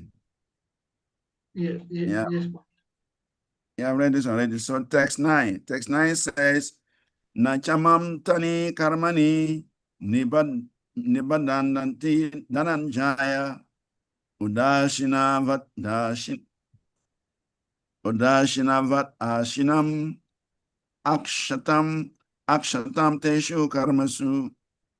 O Dhananjaya, all this work cannot bind me. I am ever detached from all these material activities, as seated as though neutral. भगवान श्री कृष्ण 9वें श्लोक में बताते हैं कि हे धनंजय, ये सब काम मुझे बांध नहीं सकता। मैं इन सभी भौतिक गतिविधियों से सदा विरक्त हूँ, मानो तटस्थ बैठा हूँ। So Krishna is explaining his Udashina nature, how he is completely detached, completely aloof from the material world. भगवान श्री कृष्ण यहाँ अपना विरक्त जो स्वभाव है उसकी चर्चा कर रहे हैं कि किस प्रकार वे इस संसार से विरक्त है। It's interesting how Krishna creates the material world for the pleasure of the living entities, and Krishna does not take interest in enjoying the material creation. तो यह काफी आश्चर्यजनक है कि किस प्रकार भगवान श्री कृष्ण इस भौतिक संसार की उत्पत्ति करते हैं जीवात्मा के आनंद के लिए, और इस संसार को भोगने की जरा सी भी इच्छा नहीं रखते। We are all fighting to own the material world. Everyone is fighting in this world to become the Lord of the material creation, even though it does not belong to us. But Krishna, who created it, is completely aloof, completely detached. तो प्रभु जी बता रहे हैं कि इस जो संसार है इस संसार में हर कोई लड़ रहा है कि मुझे ये संसार मिल जाए और मैं इस संसार का भगवान बन जाऊं, परंतु भगवान श्री कृष्ण जो इस संसार के क्रिएटर है, जिन्होंने इस संसार को बनाया है, वह इससे पूर्णतः विरक्त हैं, और हम जीवात्मा जो इस संसार की है भी नहीं, इससे इसका राजा बनने का और भगवान बनने की प्रयास कर रहे हैं। So Krishna is teaching us by his own personal example. If we want to be free from this world, then there shouldn't be any attachment. भगवान श्री कृष्ण अपने उदाहरण से हमें समझाने का प्रयास कर रहे हैं कि यदि हम इस भौतिक संसार से छूटना चाहते हैं तो हमें इस संसार से विरक्त होना चाहिए।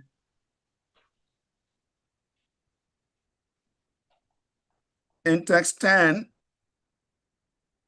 Krishna says, Maya Dakshina Prakriti Suyate Sachara Charam Tunane Nakunteya Jagavipari Vartate.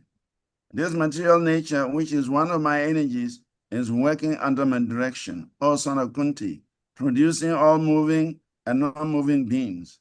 Under its rule, this manifestation is created and annihilated again and again. तो भगवान श्री कृष्ण 10वें श्लोक में बताते हैं कि हे कुंती पुत्र, यह भौतिक प्रकृति जो मेरी ही एक शक्ति है, मेरे मार्गदर्शन में कार्य कर रही है और सभी गतिशील एवं अचल प्राणियों का सृजन कर रही है। इसी के नियम से यह सृष्टि बारंबार सृजित और नष्ट होती है। So whatever we see happening, we should understand it is under the superintendence of the Supreme Personality of Godhead.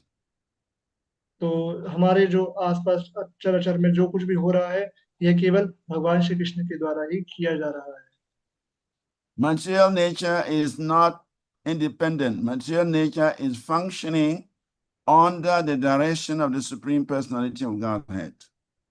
तो जो भौतिक संसार है भौतिक प्रकृति है वह स्वतंत्र नहीं है, वह केवल भगवान श्री कृष्ण के मार्गदर्शन में ही कार्य कर रही है। Srila Prabhupada says the Supreme Lord is the supreme will, the background of this material manifestation, but the management is being conducted by the material nature. तो श्रील प्रभुपाद यहाँ बताते हैं कि भगवान श्री कृष्ण इस पूरे संसार को चला रहे हैं, परंतु जो मैनेजमेंट का जो कार्य है वह भौतिक प्रकृति करती है। So material nature receives directives from the Supreme Lord. Material nature receives guidance from the Supreme Lord, and based on the directives of the Supreme Lord, material nature is functioning. तो जो भगवान श्री कृष्ण है वह हमें जो भौतिक संसारों से गाइडेंस, उसे जो शिक्षाएं हैं और दिशा है वह दिखाने का काम भगवान करते हैं, और जो इसे चलाने का कार्य है वह भौतिक प्रकृति जो है वह करती है। Because we cannot see the hand of the Supreme Personality of Godhead, many people think this material world is independent. The material world came into existence by itself. It is completely independent. That is not true. The material world is under the direction of the Supreme Personality of Godhead. तो क्योंकि हम भगवान श्री कृष्ण का जो हाथ है वह हम देख नहीं सकते हैं, तो इसलिए हम ये समझते हैं कि जो भौतिक संसार है यह स्वतंत्र है और यह खुद ही स्वयं प्रकट हो गया है, और भगवान श्री कृष्ण का इसमें कोई हाथ नहीं है। परंतु हमें समझना चाहिए कि हर चीज जो है वह भगवान श्री कृष्ण के द्वारा ही संचालित की जा रही है। So in 11th verse, Krishna says, Avajananti mamuda manushim tanu ashritam param bhavam ajanato mama bhutra maheshwaram. Fools deride me when I descend in the human form. They do not know my transcendental nature as the Supreme Lord of all that be. तो भगवान श्री कृष्ण 11वें श्लोक में बताते हैं कि जब मैं मनुष्य रूप धारण करके अवतरित होता हूँ तो मूर्ख मेरा उपहास करते हैं। वे समस्त सृष्टि के परमेश्वर के रूप में मेरे दिव्य स्वरूप को नहीं जानते। So Krishna comes in the form of a human being. Actually, the human form is the original form. But because it resembles the human form, people deride the Supreme Lord, and that is their misfortune.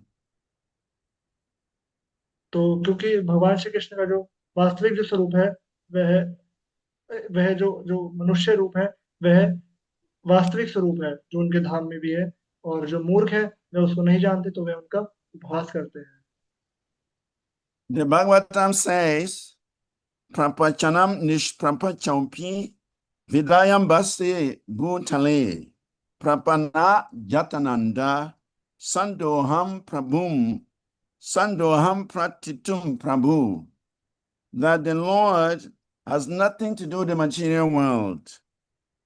He has nothing to do with material existence. He comes here just to increase the devotees' pleasure.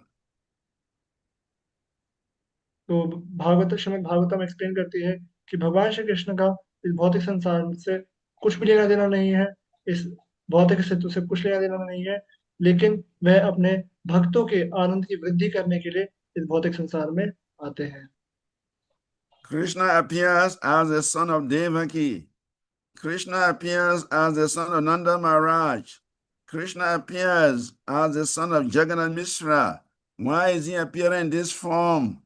Just to enhance the pleasure of the devotees. तो भगवान श्री कृष्ण देवकी के पुत्र के रूप में आते हैं, नंद महाराज के पुत्र के रूप में आते हैं, जगन्नाथ मिश्रा के पुत्र के रूप में आते हैं। क्यों?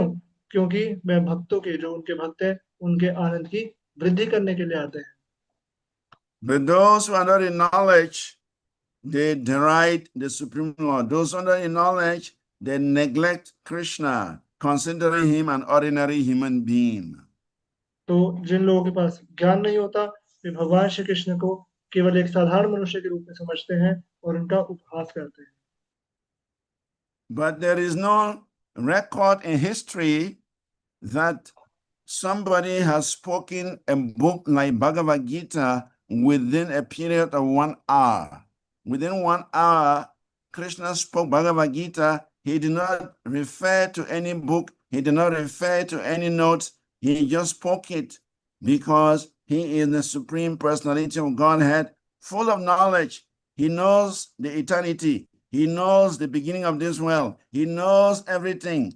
And therefore, he spoke such knowledge. And we have to understand the position of the Supreme Personality of Godhead. तो भगवान श्री कृष्ण, ऐसा कोई भी इतिहास में रिकॉर्ड नहीं रहा है कि किसी ने पूरा जो ये भगवत गीता है, जो ये दिव्य ज्ञान है, उसे 1 घंटे में बोल दिया हो। भगवान श्री कृष्ण क्योंकि पूर्ण पुरुषोत्तम भगवान है, उन्होंने किसी भी अलग शास्त्र को रेफर नहीं किया। वह पूर्ण ज्ञान में पूर्ण है, वह शाश्वतता को जानते हैं, शुरुआत को जानते हैं, और क्योंकि उनके पास ये दिव्य ज्ञान है तो उन्होंने इसको दिया सभी को।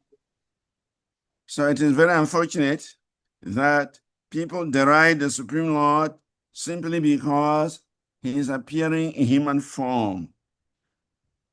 तो यह बड़ा दुर्भाग्य है कि लोग केवल भगवान श्री कृष्ण को भगवान इसलिए नहीं मानते क्योंकि वे एक ह्यूमन फॉर्म, मनुष्य मानव के रूप में इस धराधाम पर अवतरित होते हैं। They fail to understand that his form is transcendental. His form is spiritual, even though he's appearing like a human being, but he comes in his own spiritual identity. तो वे लोग इसको समझने में काफी फेल रहते हैं कि भगवान श्री कृष्ण का जो वास्तविक स्वरूप है वह शाश्वत है, वह दिव्य है। भले ही वह इस मनुष्य के रूप में है, परंतु वे आध्यात्मिक रूप में आध्यात्मिक है और शाश्वत है। In text 12, it says, Moga Shamoga Karmano, Moga Jnana Vijetasaha, Rakshinim, Rakshashim, Asurim Chaiva, Prakriti Mohinim Sritaha.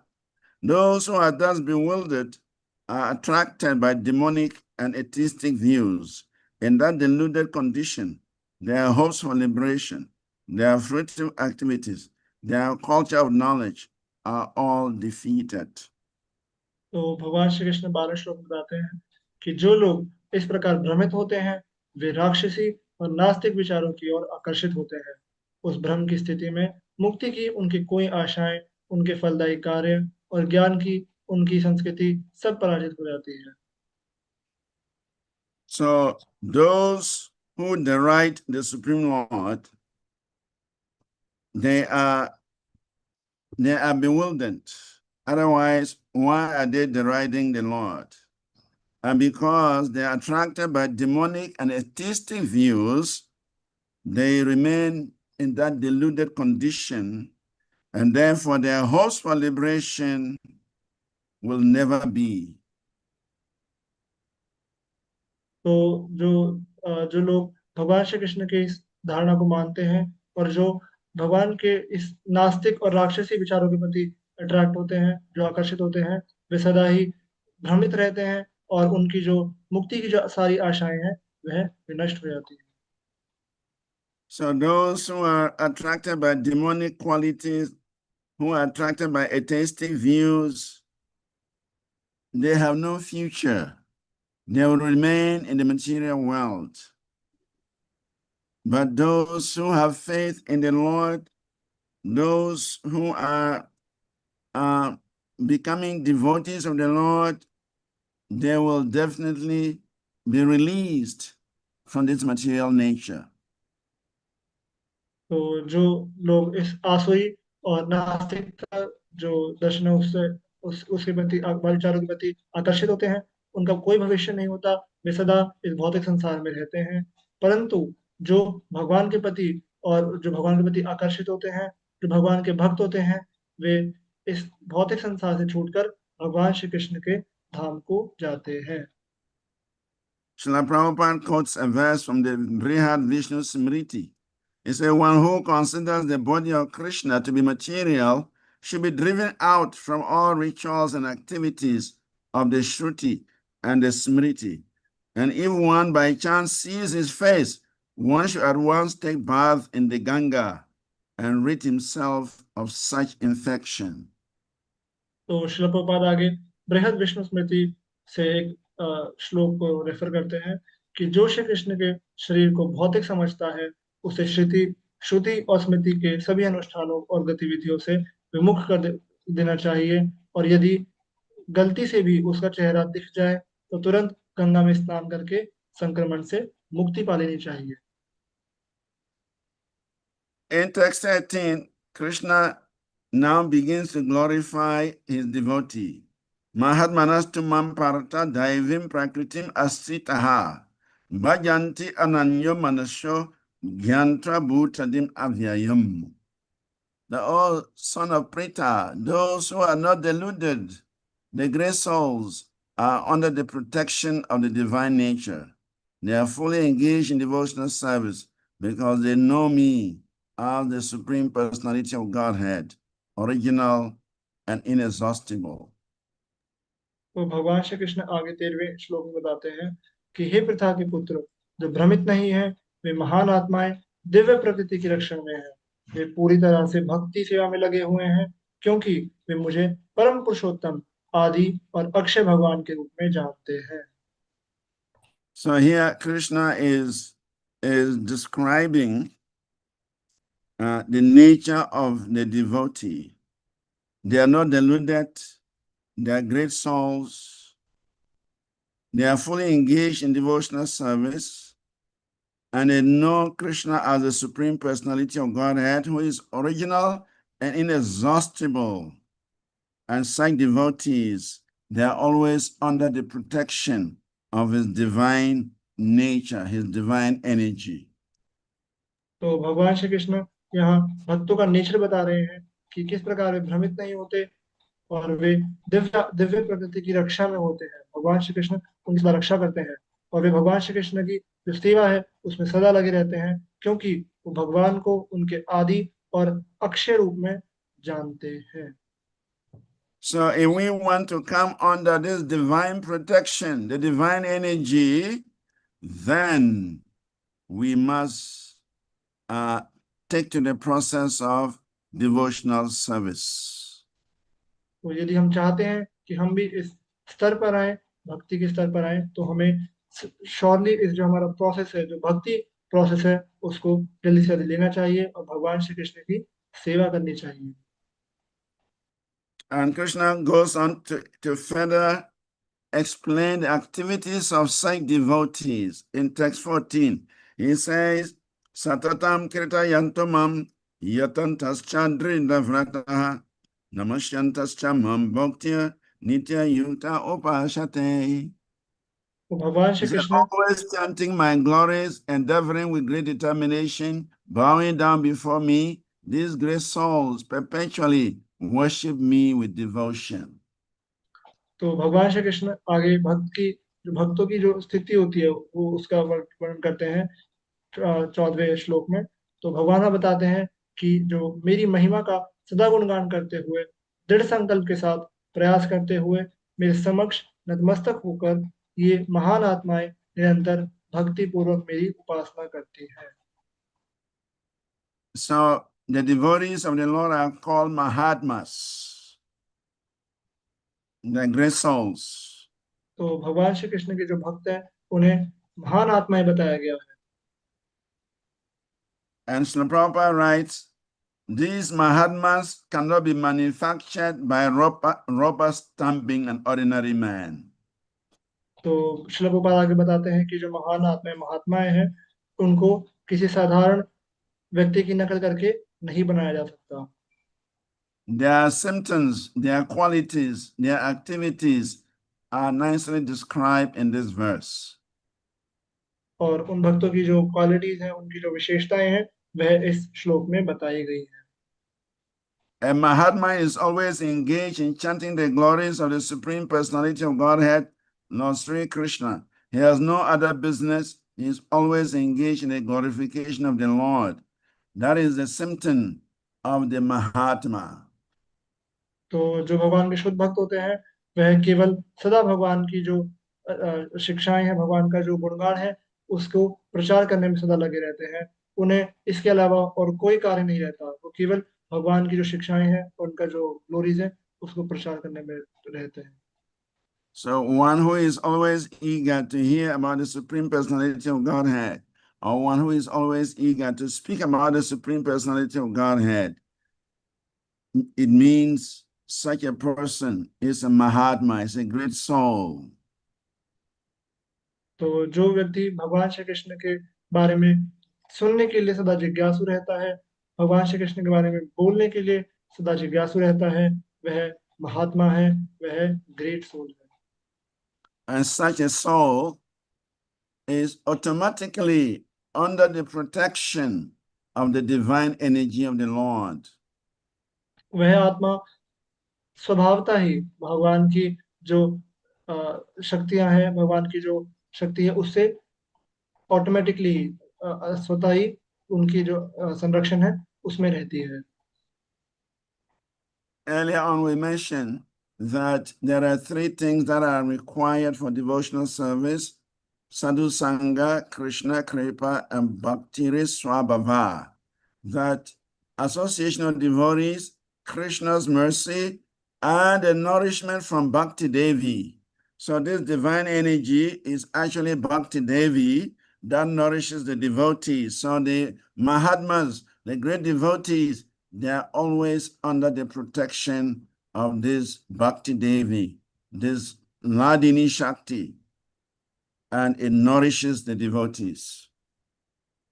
तो जिस प्रकार हमने चर्चा किया था कि भक्तिमय जीवन के लिए, भक्ति में सेवा के लिए हमें तीन चीजों की आवश्यकता पड़ती है: साधु संग, कृष्ण कृपा और भक्ति स्वभाव, यानी भक्ति देवी की कृपा के। तो जो भक्ति देवी की कृपा है वह, उसके बारे में यहाँ पे वर्णन किया गया है कि वे सदा ही भगवान श्री कृष्ण की जो भक्ति देवी की जो कृपा है उसके अंदर रहती हैं, और जो भक्ति देवी है वह उन्हें जो पालन पोषण है वो उनका करती है और उन्हें आगे भगवान की सेवा में लगाती है।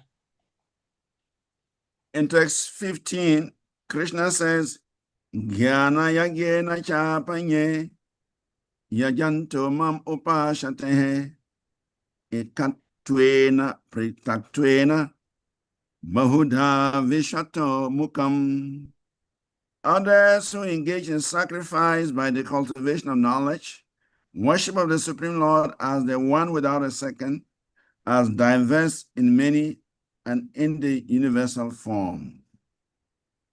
तो भगवान श्री कृष्ण 15 श्लोक में बता रहे हैं कि जो अन्य लोग जो ज्ञान की द्वारा त्याग में संलग्न होते हैं, सर्वोच्च भगवान की पूजा एक अद्वितीय अनेकों रूप में विविध और सार्वभौमिक रूप से करते हैं, सार्वभौमिक रूप में करते हैं।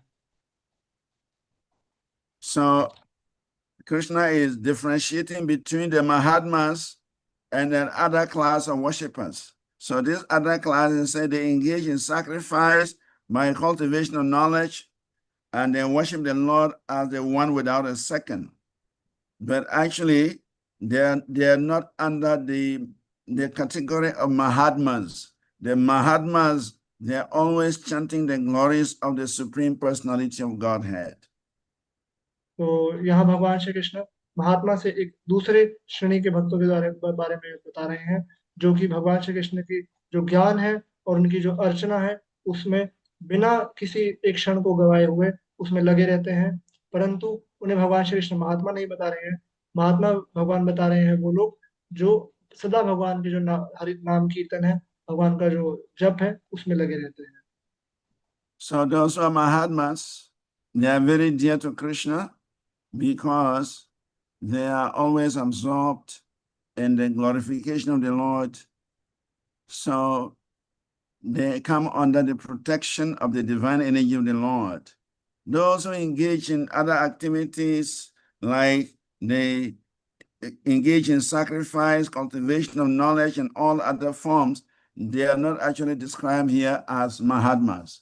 The Mahatmas are the devotees who are engaged constantly in rendering devotional service to the Lord. तो भगवान श्री कृष्ण को जो महात्मा लोग हैं वो बहुत ही प्रिय होते हैं, जो कि सदा भगवान के जो गुणगान है और भगवान की चर्चा है उसमें लगे रहते हैं, और वे जो भक्ति देवी है उसकी सदा ही संरक्षण में रहते हैं।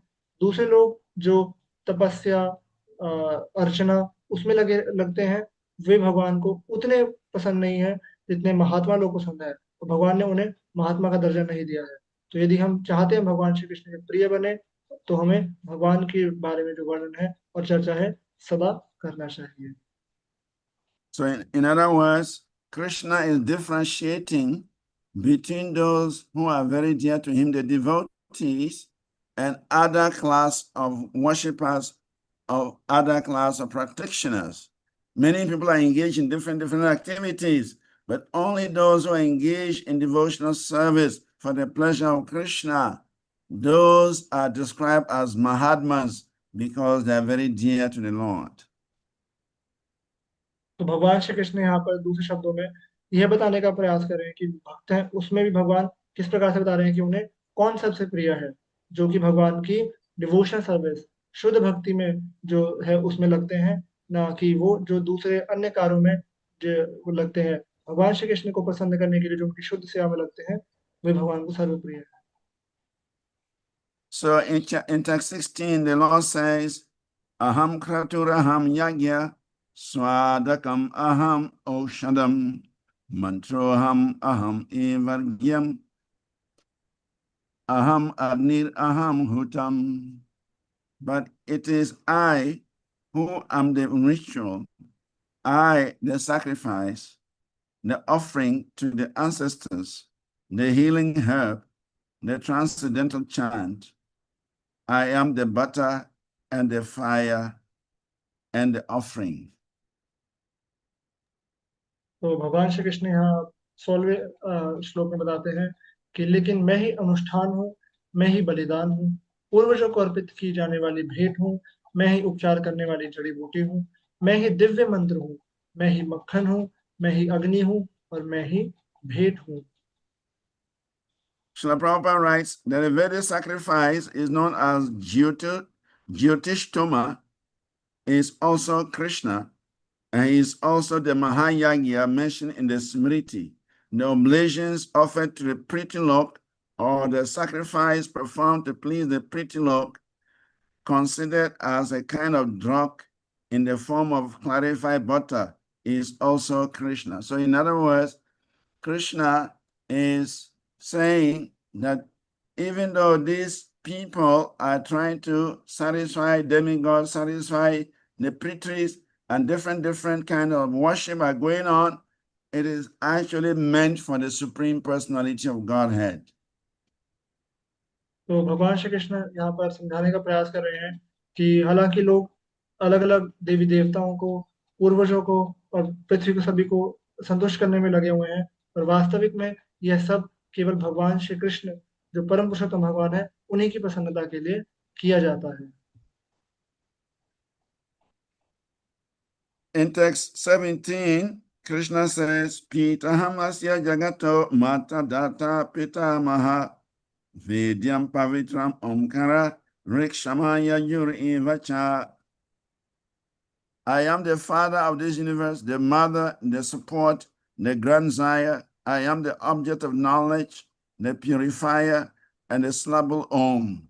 I am also the Rik, the Sama, and the Yajurvedas. भगवान श्री कृष्ण 17 श्लोक में बता रहे हैं कि मैं इस ब्रह्मांड का पिता, माता, आधार और दादा हूँ। मैं ज्ञान का स्तोत्र, पवित्र करने वाला और ओमकार हूँ, ओमकार अक्षर हूँ। मैं ऋग्वेद, सामवेद और यजुर्वेद भी। So Krishna is informing us here that everything depends on him, because without him there is no universe. Without him there is no knowledge. Without him there is no means of purification. Without him there is no Vedic knowledge. So everything is actually emanating from Krishna. Therefore, Krishna is the father of the universe, he's the mother of the universe, he's the support of the universe, he's the grandsire of the universe, and he's the object of knowledge, and ultimately the purifier of the living entity by means of the Omkara and by means of studying the Vedic scriptures. तो भगवान श्री कृष्ण यह बताते हैं कि सभी जो चीज है वास्तविक में वह भगवान श्री कृष्ण पर ही विश्राम करती है। जो भी भगवान श्री कृष्ण के बिना कोई भी ब्रह्मांड नहीं है, उनके बिना कोई भी ज्ञान नहीं है, उनके बिना कोई भी शुद्धि नहीं है, और उनके बिना कोई भी जो वैदिक ज्ञान है वो भी नहीं है। हर चीज, चाहे वह माता हो, पिता हो, चाहे वह शुद्धि हो, जो शुद्धि हो हम जीवात्माओं के लिए, वह केवल भगवान श्री कृष्ण से ही आती है। और जो ओमकार है, जो शुद्धि का प्रोसेस है, पवित्र करने वाला, वह भी भगवान श्री कृष्ण ही है।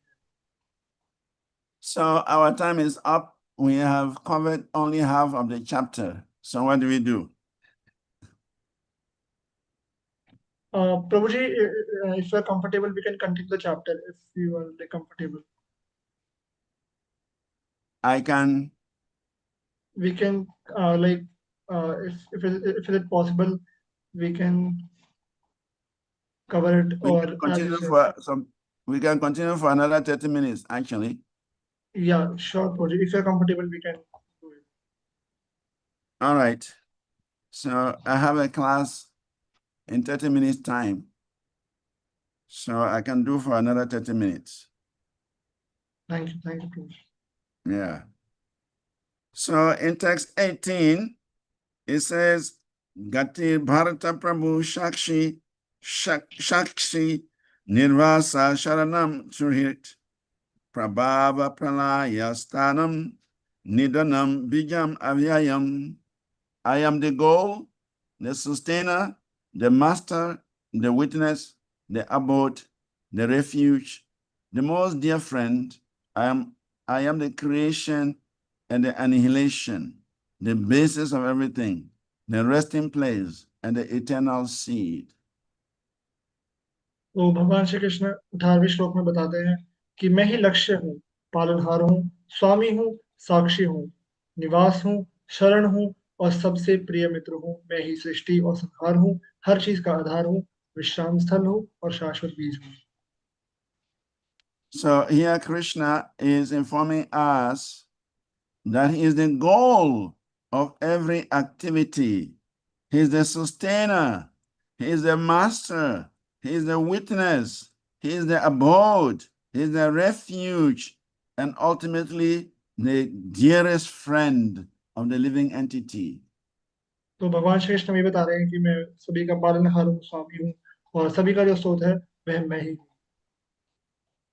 Actually, Krishna mentions in the 5th chapter, Suhridam Sarva Dehinam, that he is the well-wishing friend of every living entity. That is the position of the Supreme Personality of Godhead. He's actually the only friend of the living entity.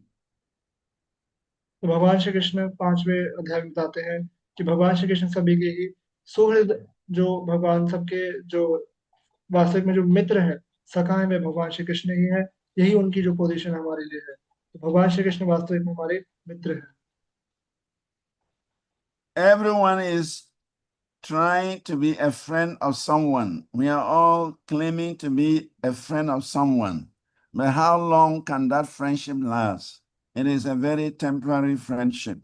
But our friendship with Krishna is eternal. Krishna continues to follow us as a super soul. Even when we change our bodies, even when we change our species, even when we change our planet, Krishna is still following us. So he is the actual friend of the living entity. तो वास्तव में हम सब क्या है, एक दोस्त मित्र की आशा में सब रहते हैं, परंतु मित्रता कब तक हमारे पास रहेगी? परंतु क्योंकि वह टेम्परेरी है, लेकिन भगवान श्री कृष्ण जो है वह हमारे शाश्वत मित्र हैं। वह यदि हम शरीर बदले, हमें यदि यह पूरा जो प्लानट है अर्थ से हम कहीं और भी चले जाए, तब भी भगवान श्री कृष्ण, या हम अपना जो नेचर है वो बदल दे, चाहे हम किसी जानवर की योनि में चले जाए, तब भी भगवान श्री कृष्ण हमारे हृदय में परमात्मा रूप में रहते हैं। Understanding Krishna to be the goal of every activity, to be the sustainer, to be the master, to be the witness, to be the abode, to be the refuge, to be the most dear friend. When we have this knowledge, then our position is secured. तो यदि हमारे पास ये ज्ञान है कि भगवान श्री कृष्ण हमारे लिए सब चीज है, ये जो भगवान बता रहे हैं, तब हमारा जो स्थिति है भगवान के प्रति वह स्थित रह पाएगी। So devotional service is giving us the opportunity to secure our spiritual position. Krishna is so kind. He's revealing this chapter 9 to us so that we can secure our spiritual position. तो जो भक्तिमय जीवन है, इसका चर्चा भगवान श्री कृष्ण यहाँ पर बता रहे हैं कि किस प्रकार हम भगवान श्री कृष्ण की जो सेवा है, भगवान की जो दिव्य सेवा है, उसके द्वारा हम इस जो हमारा पोजीशन है, इस हमारी जो हमारी स्थिति है, उसमें हम स्थित रह सकते हैं। In text 19, Krishna says, Tapami aham varsham nirginami ushrijami cha amritam chaiva mrityuscha sarasat chaham arjunaha. It says, O Arjuna, I give heat, I withhold and send forth the rain. I am immortality and I am also death personified. Both spirit and matter are in me.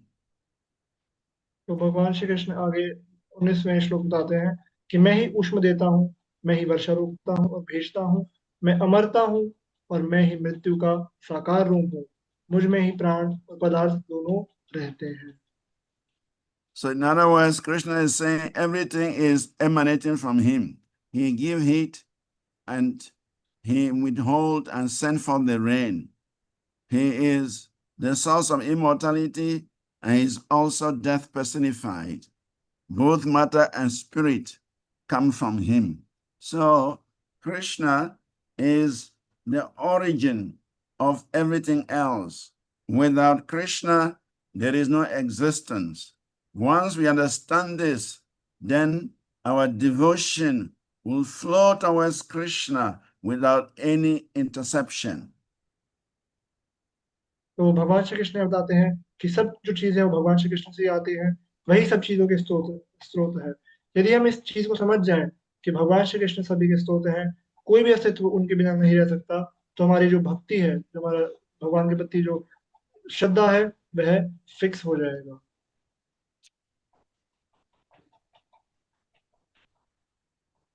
Queen Kunti is praying to Krishna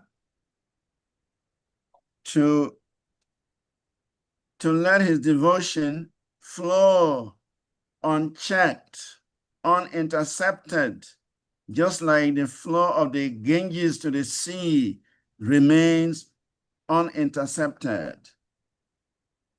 तो जिस प्रकार जो गंगा जी है वो सदा ocean से आके मिलती रहती हैं और सदा ओशन में ही रहती है, तो उसी प्रकार जो इंटरसेक्शन होता है, ये जो मिलता रहता है, ये निरंतर चलता रहता है।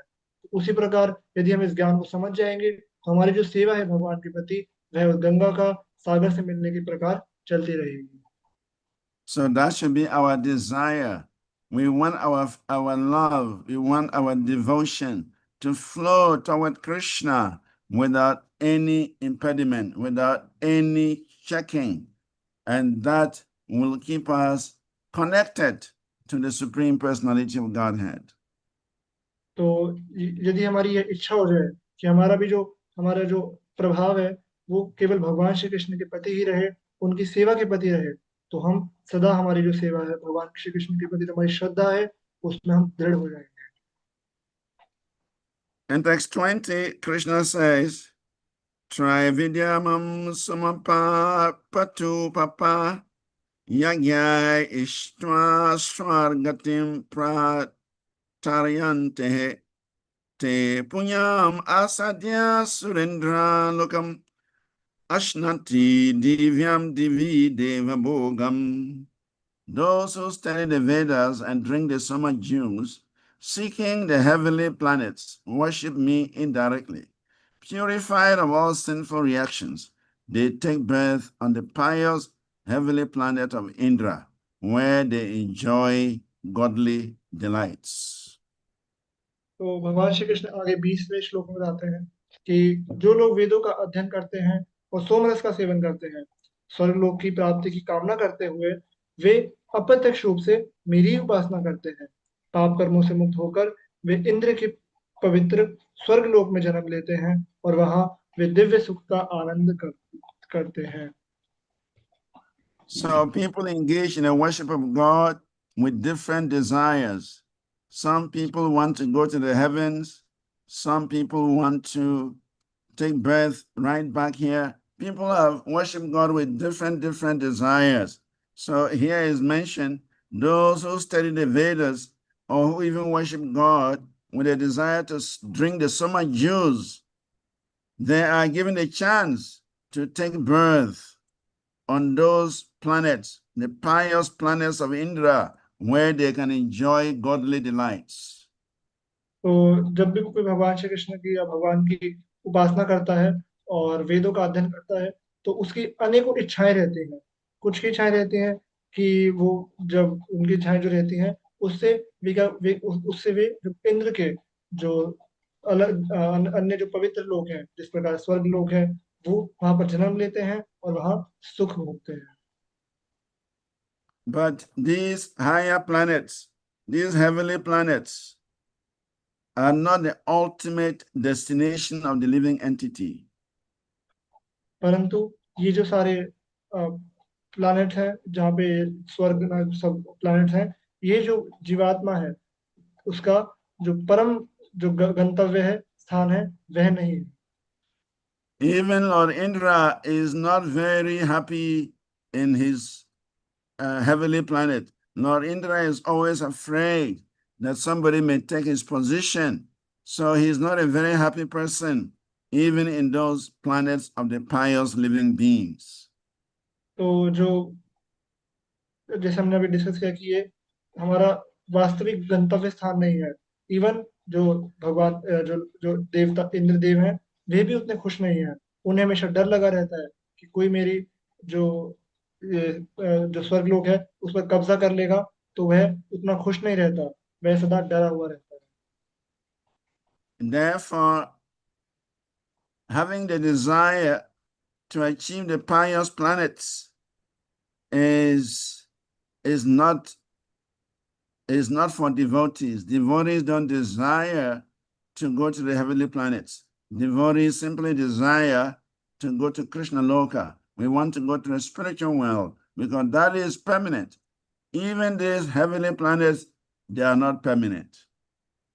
तो जो जो पवित्र आत्माएं इन जो पवित्र जो प्लैनेट्स हैं इंद्र के उनको प्राप्त करना चाहती हैं वो उतना अच्छा नहीं है। जो भक्त लोग हैं वो इसकी इच्छाएं नहीं करते। हम केवल कृष्ण लोक जो भगवान श्री कृष्ण का लोक है उसमें जाना चाहते हैं क्योंकि वही शाश्वत है। ये जो नीचे सारे प्लैनेट्स हैं ये भी शाश्वत नहीं है। In text 21, the Lord says, Te tambuktra swarga lokam vishalam, shine punye matsya lokam vishanti, evam trayi dharamam anuprapana, gata gatam karma karma labante. Translation: when they have thus enjoyed vast heavenly sense pleasure, and the results of their pious activities are exhausted, they return to this mortal planet again. Thus those who seek sense enjoyment, adhering to the principles of the three Vedas, achieve only repeated birth and death. तो भगवान श्री कृष्ण आगे 21वें श्लोक में बता रहे हैं कि जब वे इस प्रकार असीम दिव्य इंद्रिय सुख का आनंद ले लेते हैं और उनके पुण्य कर्मों का फल समाप्त हो जाता है तो वे फिर इस नश्वर ग्रह पर लौट आते हैं। इस प्रकार जो लोग तीनों वेदों के सिद्धांतों का पालन करते हुए इंद्रिय सुख की खोज करते हैं उन्हें केवल जन्म मृत्यु के चक्र को ही प्राप्त करना पड़ता है। So when one is promoted to the heavenly planets, it might be considered a great achievement, but actually the heavenly planets are also a temporary place of residence, and therefore one will leave that place when all his piety is exhausted. तो वास्तविक में जब उनकी सभी जो पवित्र जो सारा जो पुण्य रहते हैं जब वे खत्म हो जाते हैं तो वे वापस इस जन्म मृत्यु के चक्र में आ जाते हैं। So that is not a better place for a devotee. People are praying to go to heaven, but that is a temporary place also. So why waste your time trying to achieve a temporary place? Why don't we put all our energy in achieving a permanent spiritual environment like Goloka Vrindavan? तो क्यों ना हम जो हमारा जो वो स्थान है स्वर्ग, तो वो हमारे सबके रहने के लिए नहीं है, वह टेम्परेरी है, वह शाश्वत नहीं है। तो क्यों हम अपना जो हमारा जो शक्ति है, हमारा एनर्जी है, उसे उसे प्राप्त करने में लगाएं जो शाश्वत है ही नहीं। हम क्यों ना हम अपनी एनर्जी उस चीज को लगाएं जो शाश्वत है, जो इटर्नल है, जो कि है Golok Vrindavan. Krishna is giving us information about devotional service. He's given us this confidential knowledge so that we can achieve the highest place of all existence, eternal place of existence, and that is Goloka Vrindavan, the spiritual kingdom. तो भगवान श्री कृष्ण ने हमें सभी पूरा गुह्य ज्ञान दिया है, किस प्रकार से हम भगवान श्री कृष्ण को और उनके धाम को प्राप्त कर सकते हैं, जो कि शाश्वत है, जहाँ पर जो अस्तित्व है वह शाश्वत है और सुप्रीम है। तो जो वह स्थान का नाम क्या है, वह है Golok Vrindavan. In text 22, the Lord says, Ananyas chintayantumam ye jana parayupashate te shamnitya biyuktanam yoga shemam vahami aham.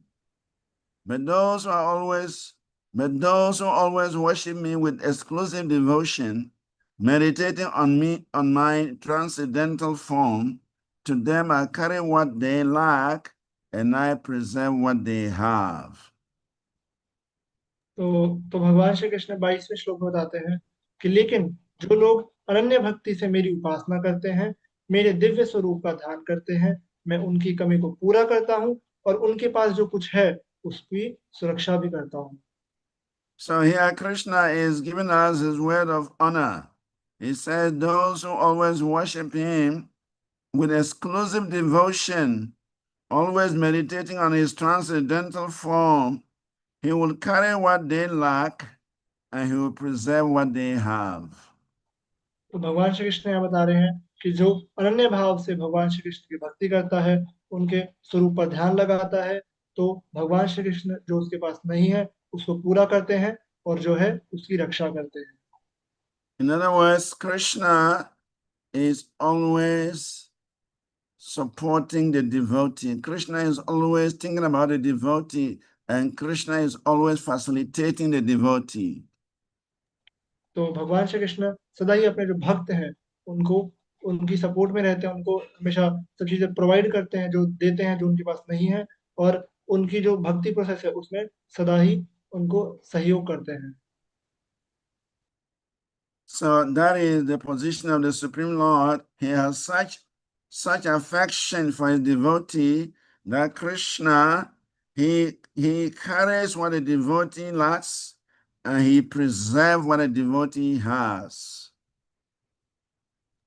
तो ये भगवान श्री कृष्ण की हम देख सकते हैं कि उनकी स्थिति है कि वह अपने भक्तों के प्रति कितना, जो भक्त हैं उनके प्रति आकर्षण रखते हैं, उनकी सेवा करते हैं, उनके लिए भगवान उसकी रक्षा भी करते हैं और उन्हें प्रोवाइड भी देते भी हैं। So it means that the devotee's position is very secure because Krishna is involved. Krishna carries what a devotee lacks and Krishna preserves what a devotee has. It means Krishna takes care of his devotees. तो हम देख सकते हैं कि जो भक्त है उसकी जो स्थिति है वह कितनी सुरक्षित है। भगवान श्री कृष्ण जो उसके पास नहीं है वो ला कर देते हैं और जो है उसकी रक्षा करते हैं। तो भगवान श्री कृष्ण खुद से भक्तों की रक्षा करते हैं। So therefore, we must all try to become devotees of Krishna. Then Krishna will take care of us. तो हमें क्या प्रयास करना है कि हम भगवान श्री कृष्ण के भक्त बन सके और उनकी सेवा कर सके। In text 23 it says, Yepi anya devata bhakta yajanti shradaya nanavitaha tepi mam eva kaunteya yajanti avidi purvakam. Those who are devotees of other gods and who worship them with faith actually worship only me, O son of Kunti, but they do so in a wrong way. तो भगवान श्री कृष्ण आगे 23वें श्लोक में बता रहे हैं कि जो लोग अन्य देवताओं के भक्त हैं और श्रद्धा पूर्वक उनकी पूजा करते हैं, हे कुंती पुत्र, वे वास्तव में केवल मेरी ही पूजा करते हैं, परंतु वे ऐसा गलत तरीके से करते हैं। In other words, everything is meant for the Supreme Personality of Godhead. Everything is meant to be engaged in the service of the Supreme Personality of Godhead. But some people prefer to worship the devatas. And Krishna is saying here that they are doing it in the wrong way. तो वास्तव में सब कुछ भगवान श्री कृष्ण भगवान के लिए ही किया जाना चाहिए, जो परम पुरुषोत्तम भगवान श्री कृष्ण है। पर लोग देवता की पूजा करते हैं, जो कि वास्तव में भगवान बता रहे हैं कि गलत है, और वास्तव में वो उन्हीं की पूजा, कृष्ण की पूजा कर रहे हैं। Srila Prabhupada gives the analogy that when a man pours water on the leaves and branches of a tree, there is no benefit.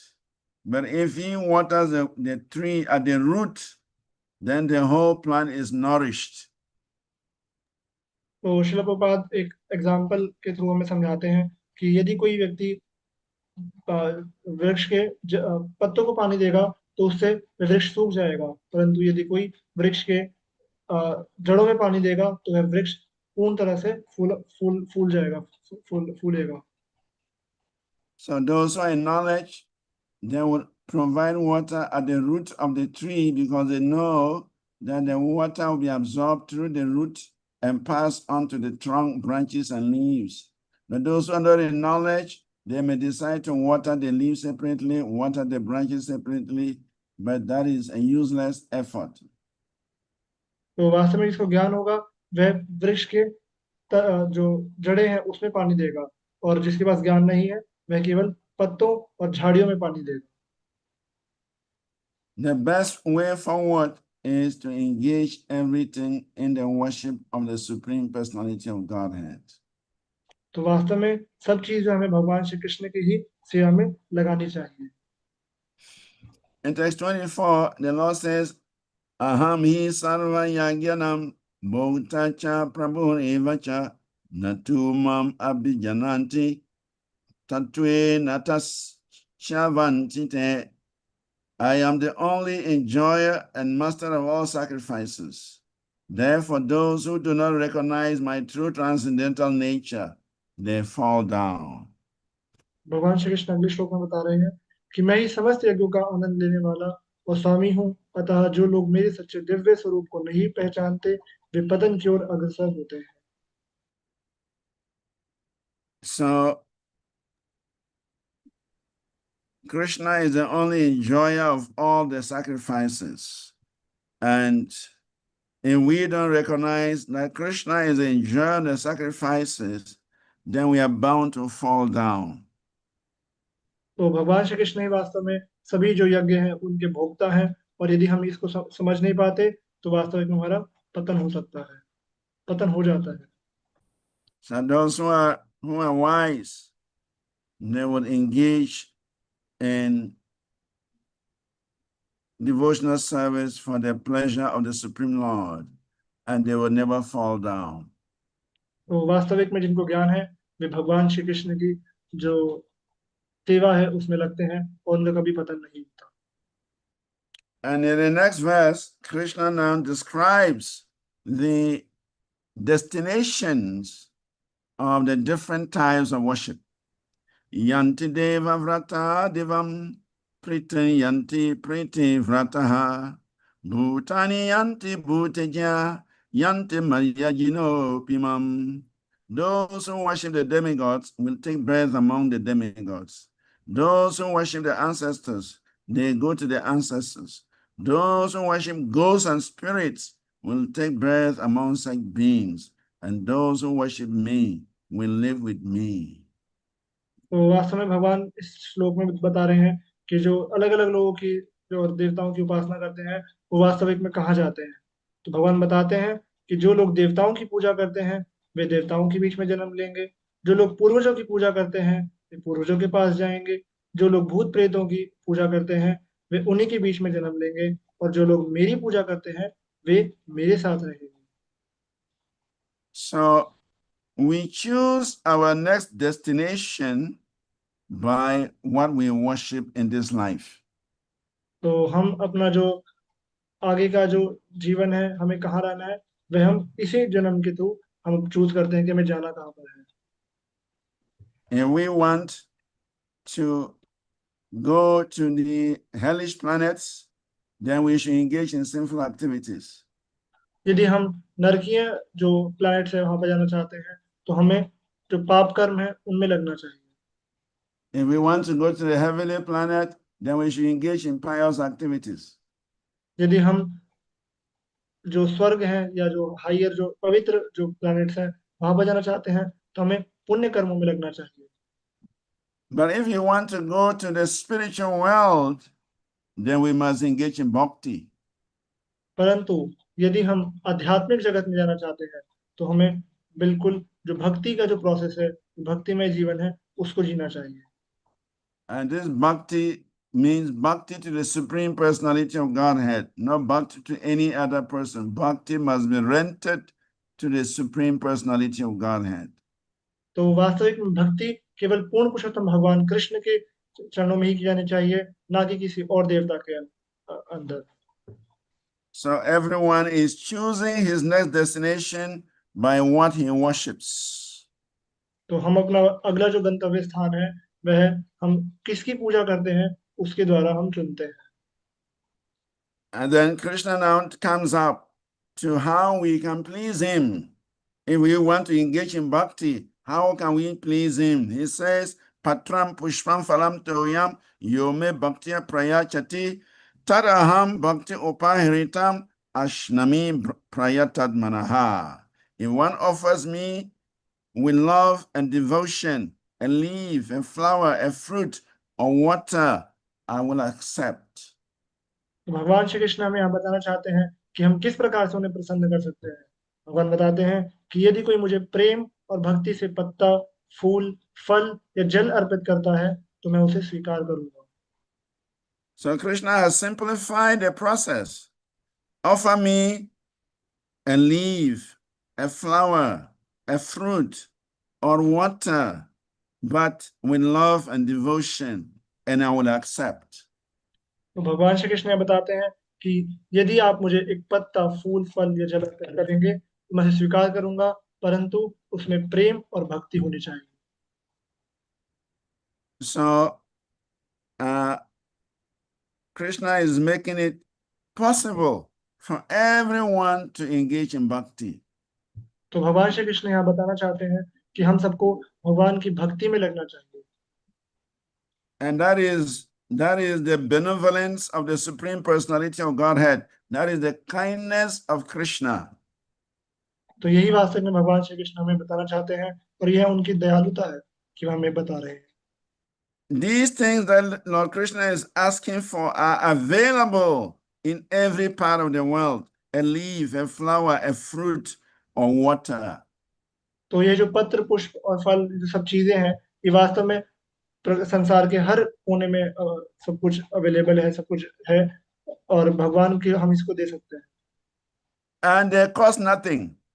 A leaf, a flower, a fruit, water. They are common items. And Krishna says, if you offer them to me with love and devotion, I will accept. तो भगवान श्री, वैसे तो इसको खरीदने में कुछ भी नहीं लगता है, पत्र पुष्प हमें हर जगह मिल सकते हैं, और ये काफी एक सामान्य सी वस्तु है। तो यदि हम इसको भगवान श्री कृष्ण को प्रेम से देते हैं, तो वे इसे स्वीकार करते हैं। So Krishna is so kind. He's given us such opportunity to become his devotees, to become purified, and to come back home to the spiritual world. तो भगवान श्री कृष्ण परम दयालु हैं, और वे चाहते हैं कि हम उनके जो परम धाम है, उनके भक्त बने और उनके परम धाम को प्राप्त करें। And then in the next verse, which is 27, he says, Yat karosi yat asnyasi, yat juhosi dadasi yat tapasya sukunteya takurushva mat arpanam. Whatever you do, whatever you eat, whatever you offer or give away, and whatever austerities you perform, do that, O son of Kunti, as an offering unto me. भगवान श्री कृष्ण अगले श्लोक में बताते हैं, 27 श्लोक में, कि हे कुंती पुत्र, तुम जो कुछ भी करो, जो कुछ भी खाओ और जो कुछ भी अर्पित या दान करो और जो भी तपस्या करो वह सब मुझे अर्पित करो। So we are bound to perform activities. Everyone is performing some activities day in and day out. Krishna is saying, those activities, do it for me. तो वैसे हम इस भौतिक संसार में कुछ ना कुछ कार्य करने के लिए बाधित हैं, तो भगवान कह रहे हैं कि जो जो भी कार्य करो उसे मेरे लिए करो। So whenever we eat, everybody eats every day. So Krishna is saying, before you eat, offer that food to me. तो वास्तव में हम रोज खाना खाते हैं, तो भगवान श्री कृष्ण कह रहे हैं कि वह खाना पहले मुझे अर्पित करो। And we always give gifts to people. We offer things to people. Krishna says, offer that to me. तो हम लोगों को उपहार देते हैं, कुछ ना कुछ देते हैं, तो भगवान कह रहे हैं कि वास्तव में तो वो मुझे दो। And everyone is engaged in some austerity. We cannot avoid austerity.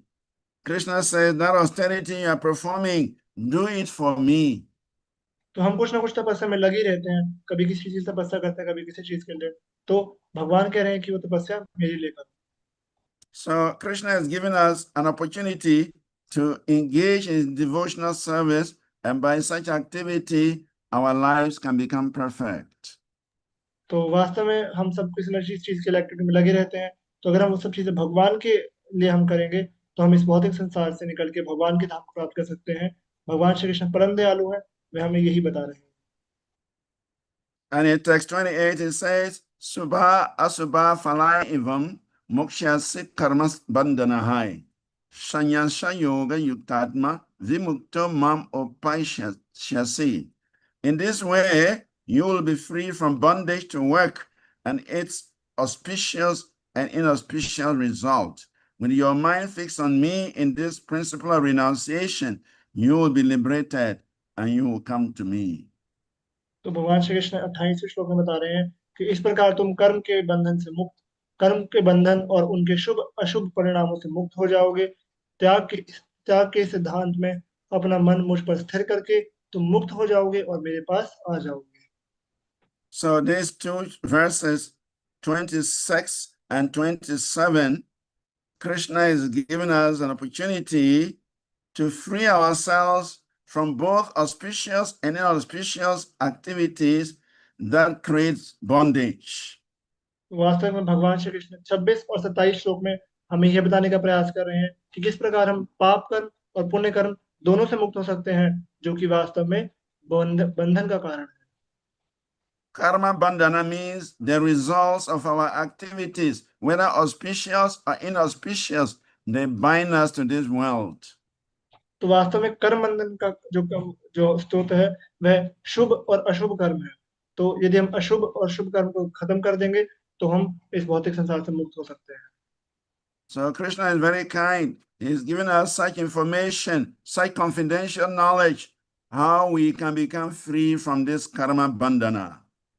तो वास्तविक में भगवान श्री कृष्ण बड़े परम दयालु हैं और उन्होंने हमें यह प्रोसेस दी है कि जिससे हम इस भौतिक संसार के जो बंधन है उससे मुक्त हो सकते हैं और भगवान को प्राप्त कर सकते हैं। And in text 29, he says, Samoham sarvabhuteshu na medveshosti na priyaha ye bhajanti tumam bhaktya mayite teshu chapi aham. I envy no one, nor am I partial to anyone. I am equal to all. But whoever renders service unto me in devotion is a friend and is in me, and I am also a friend to him. भगवान श्री कृष्ण 29 श्लोक में बताते हैं कि मैं किसी से ईर्ष्या नहीं करता, ना ही किसी के प्रति पक्षपात करता हूँ। मैं सबके लिए समान हूँ, परंतु जो कोई भी भक्ति पूर्वक मेरी सेवा करता है वह मेरा मित्र है, मुझ में है और मैं भी उसका मित्र हूँ। So Krishna is further revealing his inclination towards a devotee. तो भगवान श्री कृष्ण भी अपना जो रुझान है वो अपने भक्तों के प्रति हमें दिखाने का प्रयास कर रहे हैं कि किस प्रकार वो अपने भक्तों के प्रति रुझान रखते हैं।